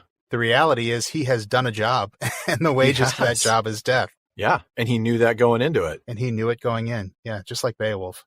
His last words, Boromir, really strike me. How short they are, but how to the point they are. Look at one sentence, one set of sentences, I should say, one phrase. "I tried to take the ring from Frodo, I am sorry, I have paid. Yeah. Here is confession, apology, and penance, all in just a handful of words. I think he knows he doesn't have many breaths left, and he has a No. lot that he wants to get off his chest. You know, He does know. Yeah, you're right. I mean, this is his last chance for penance, and I think it's really important that you said that word, because that's exactly what we're going to see here. Is that this is a moment of repentance. Yes, it is. Absolutely. But he also gives information, doesn't he? He tells Aragorn what happened to Merry and Pippin, that they've been bound, but he doesn't think they're dead. Yeah. And then this is just a very human moment. He takes this moment to say goodbye to Aragorn. Yeah, sort of to reconcile, I think, in a way. Yeah, I think so. I think you're right. Yeah, we've talked about how Boromir was not really Aragorn's number one fan, but he was largely under the influence of the ring. And now that he's had a chance to confess, he's kind of past that. And I think so. Yeah, I think you're right. I think he's making peace with Aragorn. And then he asks Aragorn, you know, he doesn't really ask. He says, he kind of directs him. It's the command of a dying man, right? Yeah. Go to Minas Tirith and save my people. My people. But yeah, I mean, really, not our we people, know. My people. Not our people. And that's another change from the movie, which, I mean, I like the way it's done in the movie. I know. I do too. I would have followed you, my captain, my king. Yes. Still one of my favorite moments. I know. Tears every time. I'm not ashamed to admit. Every time. Somebody's cutting onions. Yeah. And I love that our people, but it's a bit more subtle here in the book. It is. Where he just calls them my people, but we know that this is Aragorn's people too. Absolutely. Absolutely it is. His admission of failure, right? I have failed. But Aragorn rebukes that, says, you didn't fail. You've won. You've conquered. Yeah. And you should rest now and be assured, you know, Minas Tirith's not going to fall. We've got this. Oh, what a moment that is. And that message seems to be received, because the last conscious act that Boromir has is a smile. And this is, I actually have chills, dude. That's just talking about it. Goosebumps going down the arms and back of the neck. Yeah, absolutely. Boromir smiled. Such a simple 2-word sentence. He takes Aragorn's words to be at peace. Yeah. And he accepts that. Yes, he does. Wow. He absolutely does. And man, it's hard to listen to that and not start tearing up, you know? Yeah. What a moment that is. It's such a powerful moment in the book, and I'm actually proud of the discussion we had on it, because I feel like I do feel like we added to it. You know, I'll admit there were a handful of clips that were suggested that were good readings. Yeah. But that we didn't really say a whole lot about. And some of those didn't make it into this episode, because it's just like, well, okay, that's great. But it's great because it's a great moment in the book. Yeah. Yeah. The greatness is Tolkien's, not us. Yeah. Right. Exactly. And this one, I feel like I'm proud of the work we did on the discussion. Yeah. And I do need to mention that right after the cut, you know, it was a pretty long clip as submitted by Remy. But right after the cut, we went on to talk about that. And we talked a little bit about that Prancing Pony Pondering that you wrote all those years ago, which I will say once again, go check it out on the website, folks. We'll put a link to it in the show notes for this episode. It was also in the show notes for that episode, 182. But yeah, it's really, really a well done pondering from Alan from the first year we were doing the show. Yeah, I know. I mean, because that's about the only year we ever did pondering, because that was when we were still doing bi-weekly. Yeah. Right. And you just talked about the redemption moment and Boromir's victory despite his death. And it was beautiful. Thank you. That is one of the pieces that I'm most proud of. I'd love to flesh that out one day into something a little bit more. I think you should. A little bit more in depth. Yeah. I think you should. Yeah, maybe someday when we, write a book like we've been talking about all these years. Yeah. Wouldn't that be great? Someday. Well, we talked about Boromir's death. Yeah. And we also got a submission of Boromir's funeral, not surprisingly. This one was selected by Sarah S. And this came from episode 183, of course, the episode right after the one we were just talking about. Right. Now they laid Boromir in the middle of the boat that was to bear him away. The gray hood and elven cloak they folded and placed beneath his head.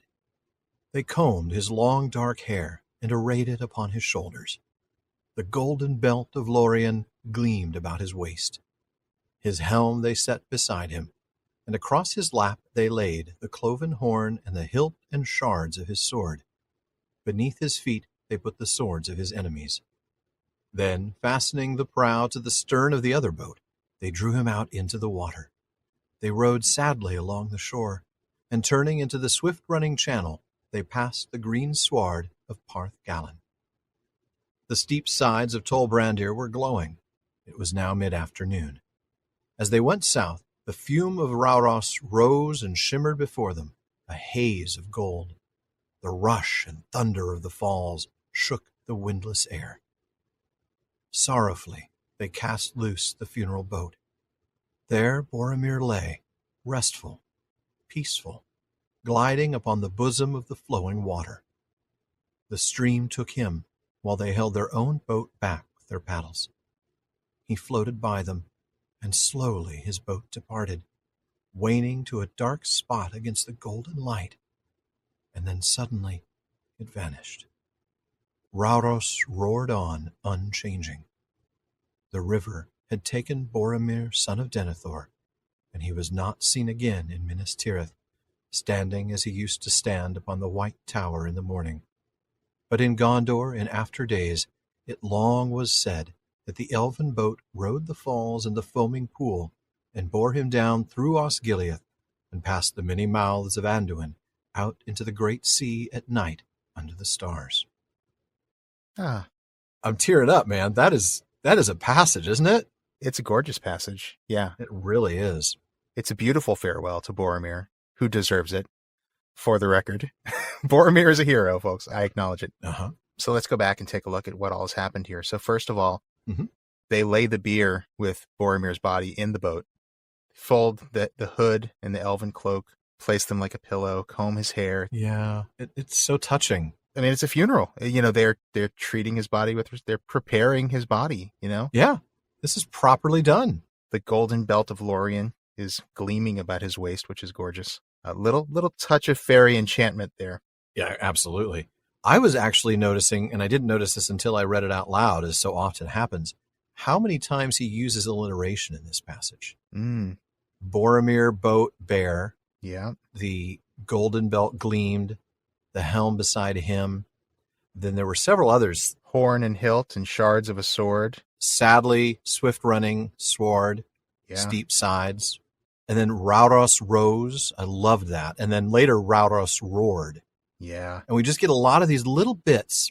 It's another way that Tolkien's words just sort of, they just embed themselves in you. It's that music, isn't it? Yeah, it is. It's that musicality that we talked about. Mm-hmm.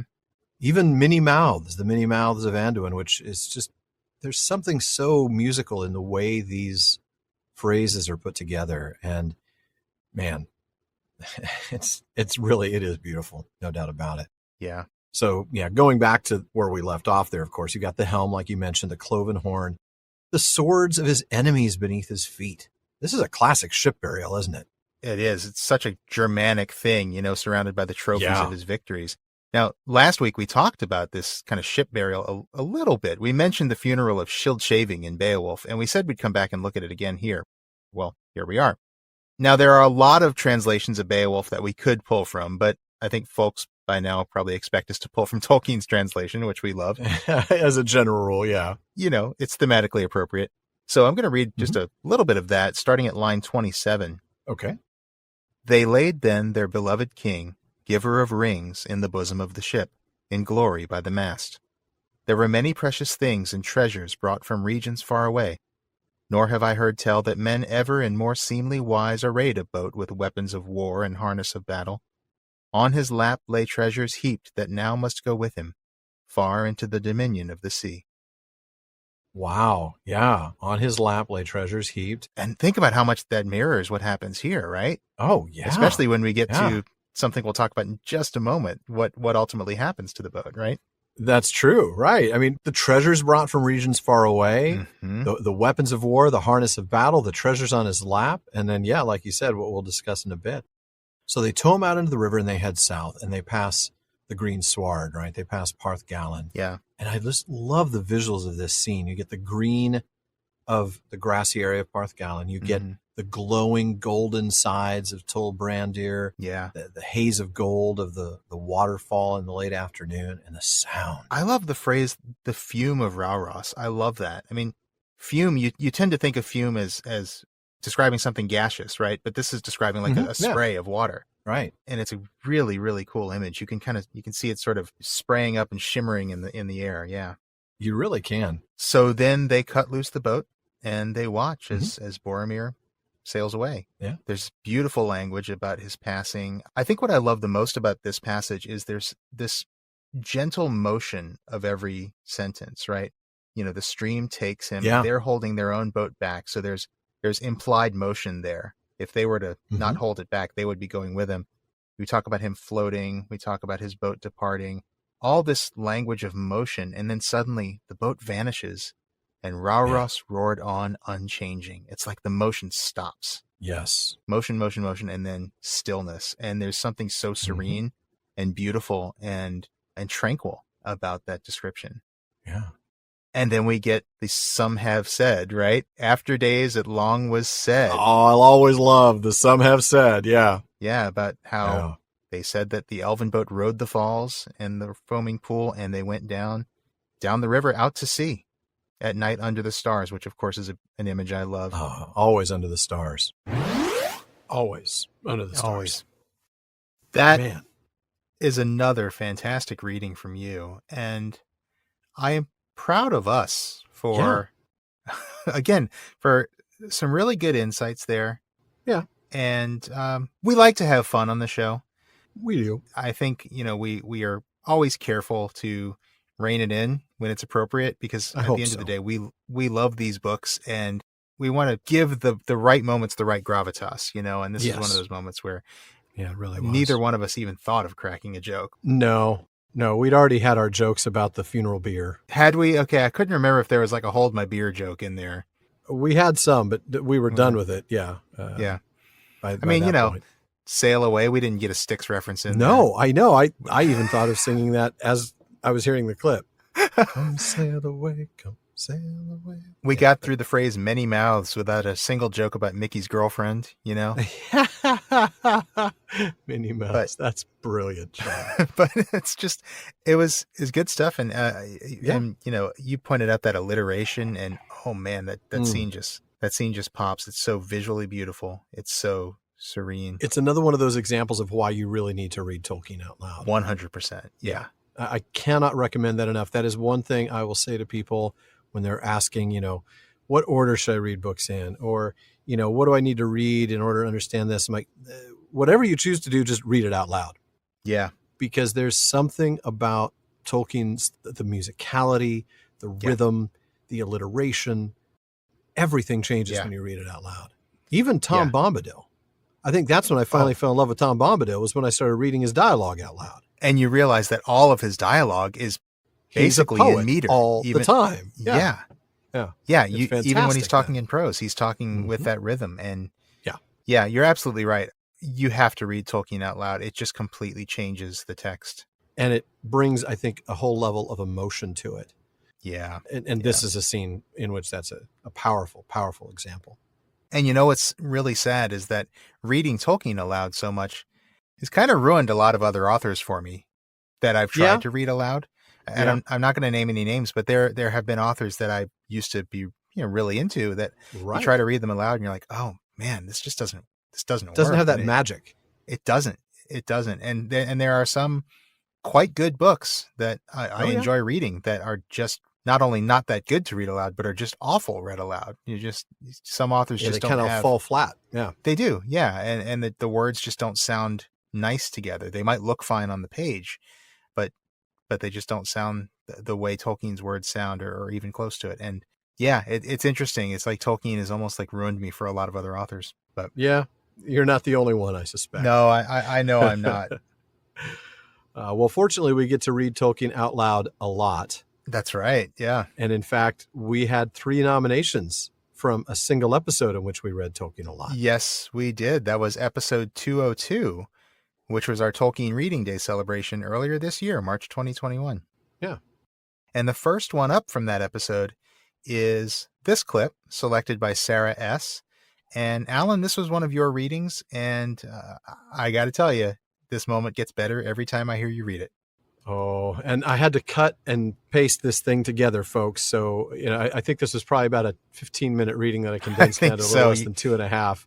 Kind of grabbed a little from the beginning and a little from the end, but I think you got the good stuff. Yeah, so you'll definitely recognize where it comes from. But now a cry went up, passing up the wind from the south, from vale to vale. and elves and men lifted their voices in wonder and joy, for unsummoned and unlooked for, Turgon had opened the Leaguer of Gondolin, and was come with an army 10,000 strong, with bright mail, and long swords, and spears like a forest. Then when Fingon heard afar the great trumpet of Turgon his brother, the shadow passed, and his heart was uplifted, and he shouted aloud, Utulian aure, aya eldalie aratanatari, Utulian aure. The day has come. Behold, people of the Eldar and fathers of men, the day has come. And all those who heard his great voice echo in the hills answered, crying, Auta Ilome, the night is passing. Then all the hosts of Angband swarmed against them, and they bridged the stream with their dead, and encircled the remnant of Hithlum as a gathering tide about a rock. There, as the sun westered on the 6th day, and the shadow of Ered Wethrin grew dark, Huor fell pierced with a venomed arrow in his eye, and all the valiant men of Hador were slain about him in a heap, and the orcs hewed their heads and piled them as a mound of gold in the sunset. Last of all, Hurin stood alone. Then he cast aside his shield, and wielded an axe two-handed, and it is sung that the axe smoked in the black blood of the troll guard of Gothmog until it withered, and each time that he slew, Hurin cried, Aure in Tuluva, day shall come again. 70 times he uttered that cry, but they took him at last alive by the command of Morgoth, for the orcs grappled him with their hands, which clung to him still, though he hewed off their arms, and ever their numbers were renewed until at last he fell buried beneath them. Then Gothmog bound him and dragged him to Angband with mockery. Thus ended near Nyath Arnoediad, as the sun went down beyond the sea. Oh, yeah. Oh, yeah, that is the stuff. that story, that moment, that series of moments, it just comes one after the other, one heavy hit. Just yeah. Can I tell you something? Oh, you've read that passage a couple of times on the show, maybe obviously season 1. Well, yeah. This time. And I feel like you've read it maybe once or twice along the way. Yeah, there might have been another one when it came to either, I don't know, maybe not a Tolkien reading day, maybe might have been a Questions After Nightfall or something kind of random possibly. Where it just kind of came up. Yeah. Your Quenya pronunciation has gotten a lot better. Oh, well, thank you. You and your old English, I've practiced. Yeah, well, yeah, you definitely nailed it this time. Well, I think thank it was really well done, and it's such a great moment. It is. I mean, that's the thing. It's hard to do a bad reading of that passage. Really, it's such a powerful, powerful passage, and it just keeps coming in waves. This whole story, it's just, you think it can't get any worse, any more desperate, and then it does, and then it can't get any more heroic, and then it does, and it's just oh. And I like that we got the beginning part and the later part, because I love the arrival of Turgon too. Oh, I mean, isn't that great? Yeah. Well, and it ties in. I think the reason I cut it that way was because what he says and then what Hurin says are really tied together. Yeah, it absolutely does. The Utulian Aure and the Aure in Tuluva really do echo each other. And had to connect those two somehow. And the only way to do it other than cutting it that way was to end up with like a 15-minute clip. So I wasn't going to do that. Truly be here all night. Because if I did that, then I wouldn't have time for this amazing reading from my co-host. Oh. Sarah S. also requested this one from the Lay of Lathian, also from our Tolkien Reading Day episode. Morgoth spoke, and thunderous the silence broke. Shadow, descend, and do not think to cheat mine eyes, in vain to shrink from thy lord's gaze or seek to hide. My will by none may be defied. Hope nor escape doth here await those that unbidden pass my gate. Descend, ere anger blast thy wing, thou foolish, frail, bat-shapen thing, and yet not bat within. Come down. Slow wheeling o'er his iron crown, reluctantly, shivering and small, Beren there saw the shadow fall, and droop before the hideous throne, a weak and trembling thing alone. And as thereon great Morgoth bent his darkling gaze, he shuddering went, belly to earth, the cold sweat dank upon his fell, and crawling shrank beneath the darkness of that seat, beneath the shadow of those feet. Tenuviel spake, a shrill, thin sound piercing those silences profound.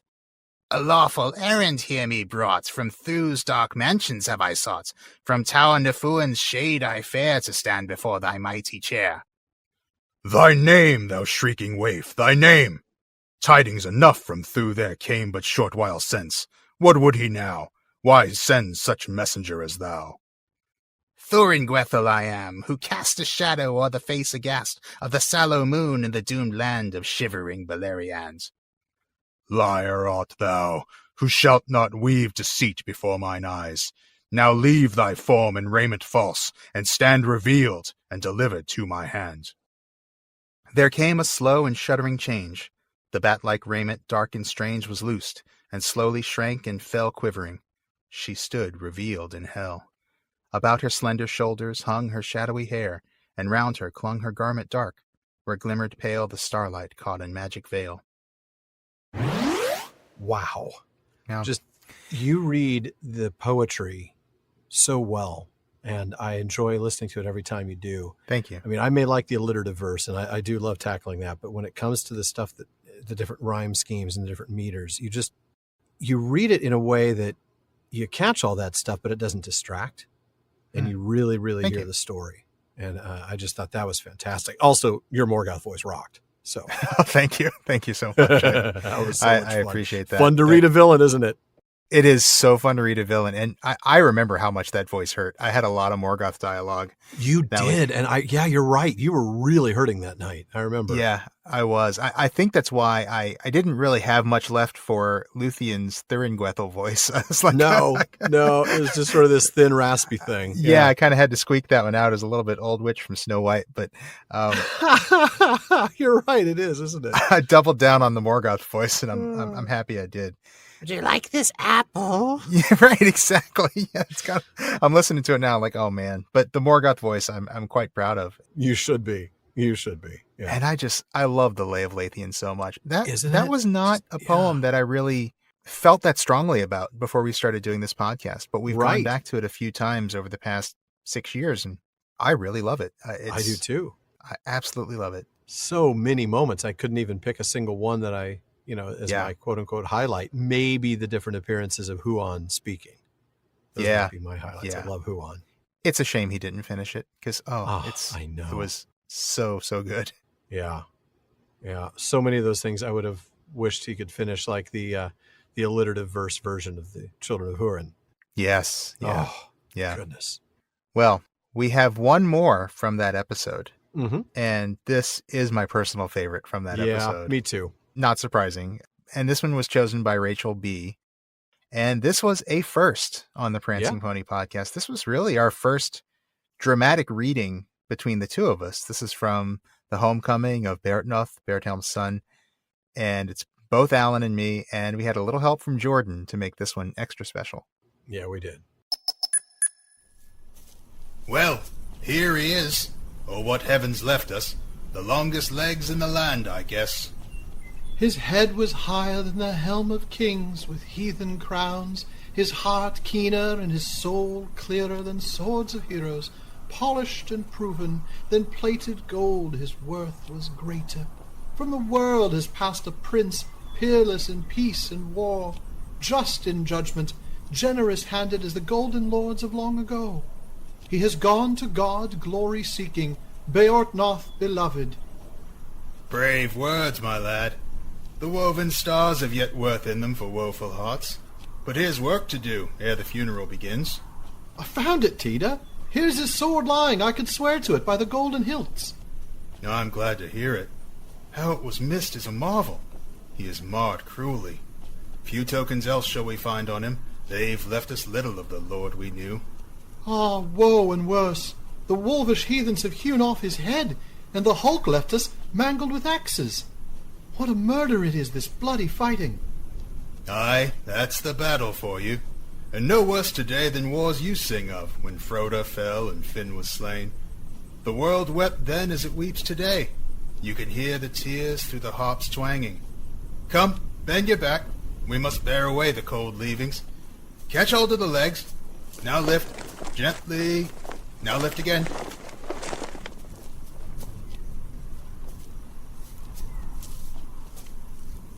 Dear still shall be this dead body, though men have marred it.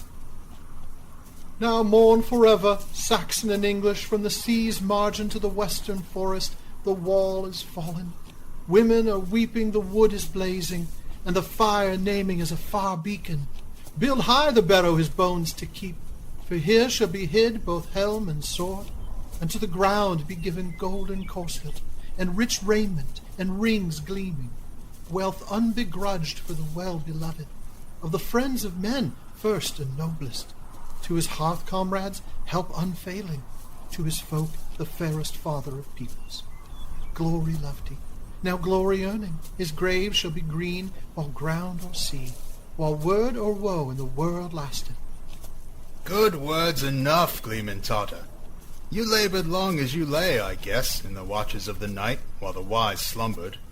But I'd rather have rest in my rueful thoughts. These are Christian days, though the cross is heavy. Beartnoth we bear, not Beowulf here.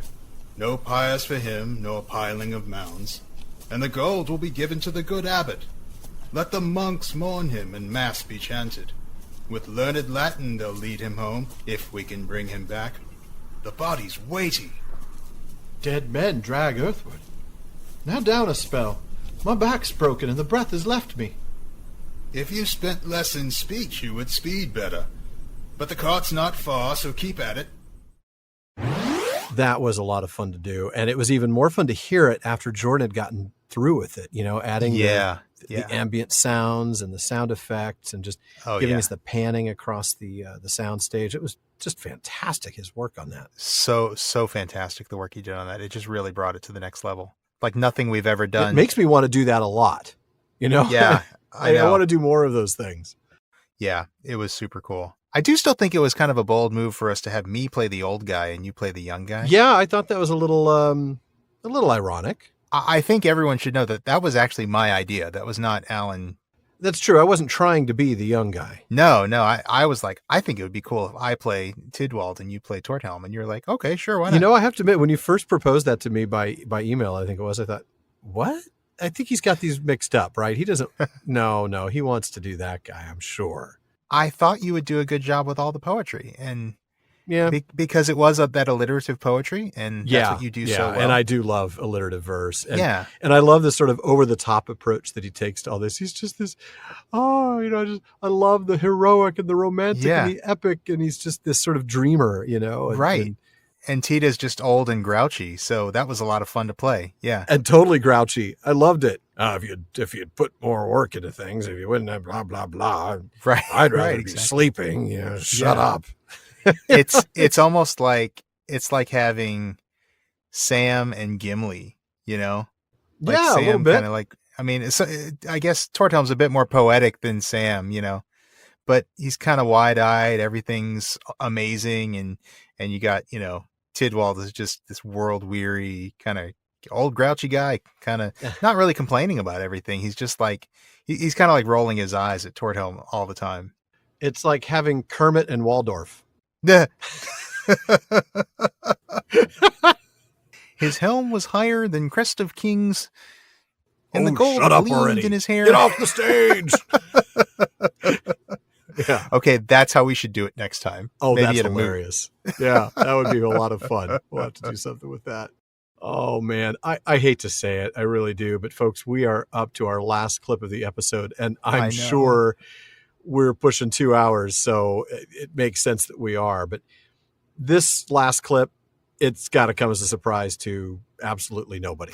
I think everybody sees this one coming, actually. They might even smell it coming. It smells a little beefy. Ladies and gentlemen, boys and girls, you asked for it, or at least Robert S., Andrew F., Amy W., TM, and Noga A. asked for it on your behalf. This clip from episode 157 needs no introduction. Well, Shawn, I have to admit, you did warn us that this was more of a fun possibility than a fun fact, but I distinctly and almost hesitate to bring this up. Remember that you said there would be meat extract involved, whatever that is. Though, if you'd like to conveniently forget about that, I'm perfectly fine. I know you'd like me to, but I haven't. Okay. And I'm sure that our UK listeners are already way ahead of me on this, because on that side of the pond, there's a very popular beef extract paste. Oh, golly, you have to Bovril. add paste to beef extract. Why does that sound really wrong? All right. A beef extract paste At called least we're what? not talking about tentacles again. Thank goodness. So I missed the name, though. You said it and I talked right over you. What was it? It's called Bovril. Okay. Bovril. And it's commonly used as either a flavoring in foods. Sometimes they just spread it on toast or dissolve it in hot water to make what's basically a beef tea. That's awful beyond awful. Anyway, so for Americans and anybody else who doesn't know what Bovril is, let's bring it back to this Tolkien fun, maybe. So Bovril was first developed in... It's just becoming less fun with every moment. This is our first ever Tolkien excruciating possibility. So Bovril was first developed in the 1870s. Now remember, that's when this novel, The Coming Race, was out and popular. It was first developed by an English businessman named John Lawson Johnston. And after originally calling it Johnston's Fluid Beef, I have no idea why he decided to change that name. Fluid Beef? I just can't. I'm done, man. So apparently... Done. What marketing department in hell approved that name? That's what I want to know. Oh my gosh. All right.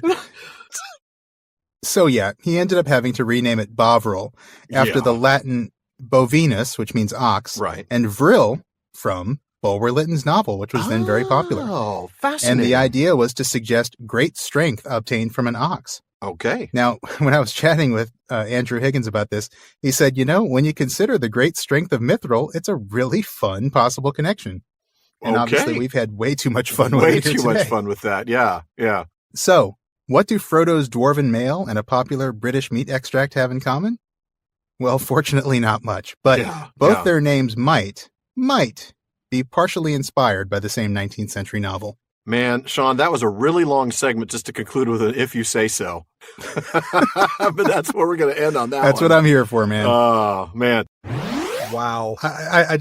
Wow. I feel like I kind of broke you with that for a couple minutes. Did, man. You absolutely broke me with that. I was so...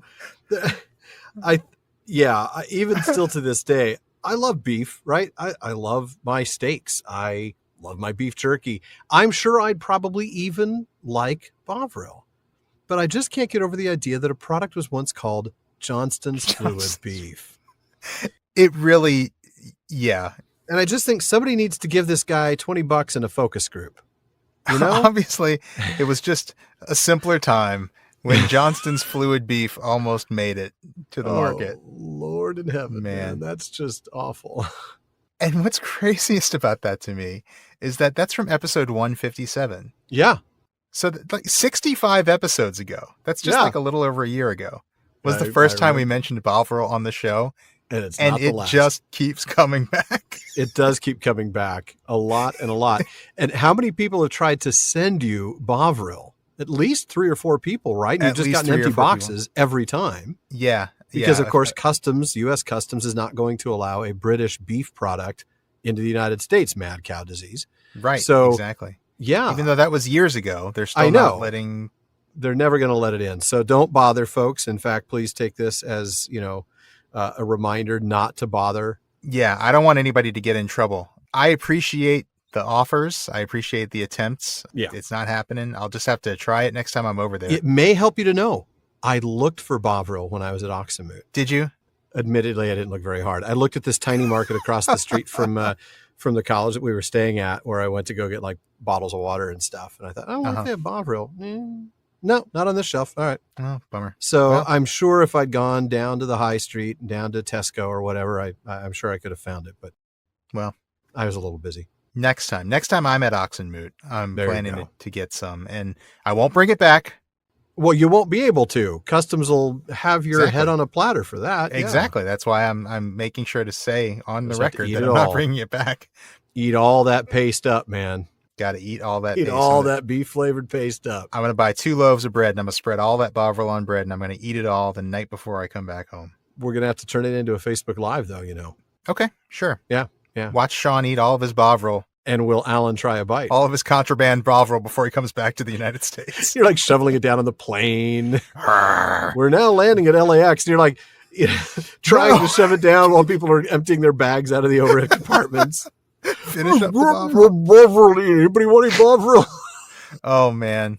And I will just have that beefy smell for days and days. And days. I'll just sweat it out. Hey, I did not need to feel that sense in my no.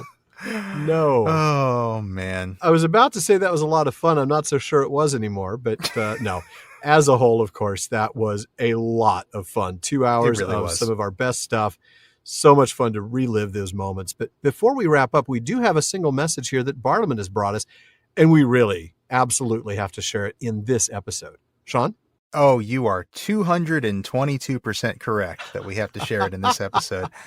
Yeah, I guess if 110% can be said, then so can 222%. Why not? I'm making it a thing. So Rob C. in Brighton, UK, who can legally buy Bovril, asked us, do you think that the significance of Bilbo's 111th birthday has anything to do with Lord Admiral Nelson? I shall explain. In the greatest game, cricket. Well, he's lost me there. Beg to differ with you on that one, yeah, Rob. Yeah, but okay. I really do. In cricket, if the scores stand on 111, 222, 333, etc., it was common practice back in the day to perform a Nelson. Thereby, supporters and umpire would stand on one leg until the scores changed. Wow. My thoughts, Rob says, are that J.R.R. would have been aware of this rule, as he was a proper gentleman, and therefore the significance of 111 may have inspired him to mark the Hobbit birthday. You know, I have to admit, when I first read that, I thought, oh, come on. I mean, really? And first of all, I think I laughed when I read that the umpire even takes part in this little thing. I thought, oh, come on, nobody does that. This must be this has to be some kind of legends. Right. Yeah. But we looked into this and we discovered Rob C. is right about the Nelson. Apparently, a score of 111 is called a Nelson. And I've got some word nerdery for you on that. It's called a Nelson after the famous Admiral Horatio Nelson, who allegedly had one eye, one arm, and one leg near the end of his life. Get it? Poor Horatio. Poor Horatio. It comes back to poor Horatio. I love it. How did that happen? Andy Griffith and Admiral Nelson. Who would have? Oh my God. Okay, we did not plan the Andy Griffith thing because of this. We did not. I promise everyone. Oh man, that's amazing. Oh, that's brilliant. That is amazing. Oh. Wow. Just wow. Oh man. Goodness. Okay, so back ourselves up. So allegedly, poor Horatio Nelson had one eye, one arm, and one leg by the time he was at the end of his life. So get it, 111. Okay, now I get it. Yeah. Now that's not actually true because although according to what I've read online, Lord Nelson did lose an eye and he did lose an arm, but he never lost a leg. So, well, good for him. Let's not besmirch his reputation here, Oh, or maybe he lost something else. You just never know. He may have. You never know. But so following from the idea that a score of 111 is called a Nelson, a score of 222 is called a double Nelson, 333 is a triple Nelson, and so on. Mm-hmm. Now, apparently a Nelson in cricket is said to be bad luck. And that's why, to stave off the bad luck, spectators are inclined to raise a leg off the ground while the score stands at that. So standing on one leg, like Lord Nelson, who had both his legs. So he didn't stand on one leg, but okay, whatever. Yeah, but that doesn't mean much when it comes to tradition. Tradition. Yeah. And all I can say as you're talking about cricket is like, look, if you say so. I mean, I know, me too. I know nothing. Literally all I know about cricket are the few things that I learned from Life, the Universe, and Everything by Douglas Adams, which is not much. Yeah, exactly. No, I mean, that book is all like one big cricket joke, but most of it went right over my head. It goes right over my head. All I know is there's something about the Ashes, and he parks the ship near the cricket field, and then it's covered in somebody else's problem field, and nobody sees it. Yeah. Right. Yeah, right. Yeah. I got to read those again. I know we say that all me the too. time, but those are fun. So Rob is clearly right about the significance of the number 111 in cricket. But what about its significance to Tolkien? Now, Rob says Tolkien was a proper gentleman, which there's some evidence for that. But I don't recall any mention of Tolkien actually being a cricket player or a cricket fan. We know he was a rugby player when he was younger. Yeah. But I don't know that he was particularly fond of cricket. He doesn't mention it in his letters. No. But I don't know. Maybe he did know about the tradition of the Nelson. What do you think? Yeah. I mean, there are a lot of things that you and I know sort of just by being part of the culture, even if we're not humongous fans of things. That's true. You know very little about football, but no, I'm kidding.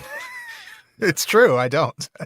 But I enjoy football. I watch football, and I understand it well enough to watch a game. Yeah. Right. That's true. And I don't understand cricket well enough to watch it. I keep wondering, wait a minute, what are they doing? I don't understand. Why are they still playing the same game a week later? I don't understand this. Yeah. No, I would imagine that he would have known. I mean, it's sort of like you don't have to be a sports fan to know what the wave is in a stadium. True. And this is the same kind of thing. It's an audience interactive thing. Yeah. He probably knew about it. It's probably safe to assume that he knew about it. Was he thinking of it when he decided to make Bilbo 111 at the start of Lord of the Rings?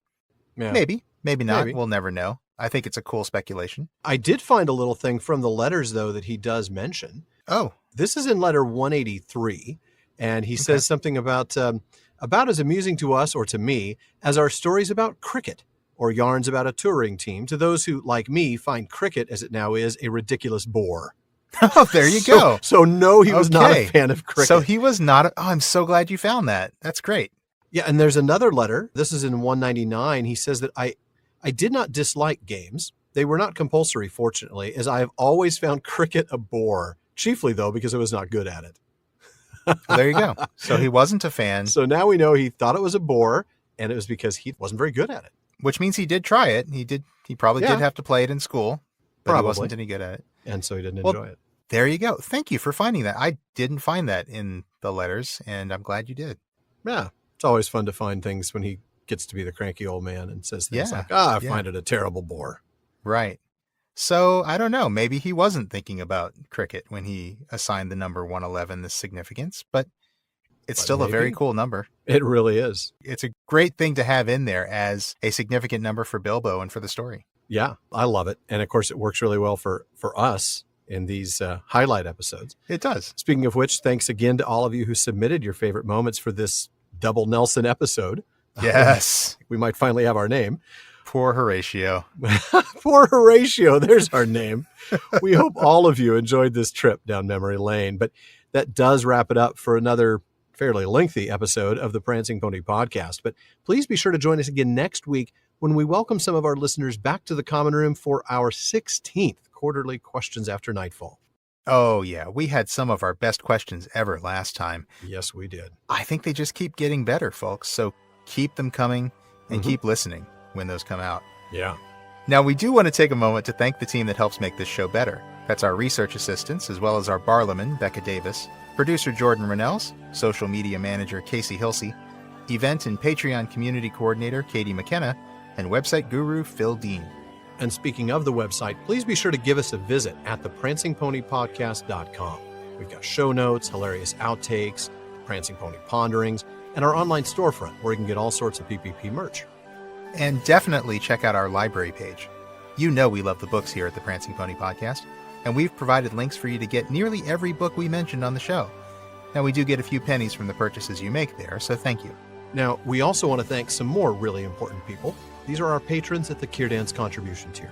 I'll start with DeMay in Alaska, James in Virginia, Tamsin in Minnesota, Chad in Texas, Lance in New Jersey, Paul in Colorado, Jerry in Texas, Bruce in California, Mario in Utah, Seth in Texas, B in California, Joseph in Texas, and Kathy from North Carolina. Then we have Lori from Washington, Josh in Oklahoma, Carlos in California, Brian from the UK, Cameron in Nevada, Ned from Connecticut, Jerry from Washington, Ryan from Alaska, Paul from Buckland, Joe in Washington, Erwin from the Netherlands, Hal from Washington, D.C., and June in Ireland. Thank you all so very much for your support. Oh, yes, absolutely. Thank you very much. And folks, please be sure you don't miss any episodes of the Prancing Pony Podcast. Subscribe to the show through Apple Podcasts, Spotify, or your favorite podcast app, whatever it is.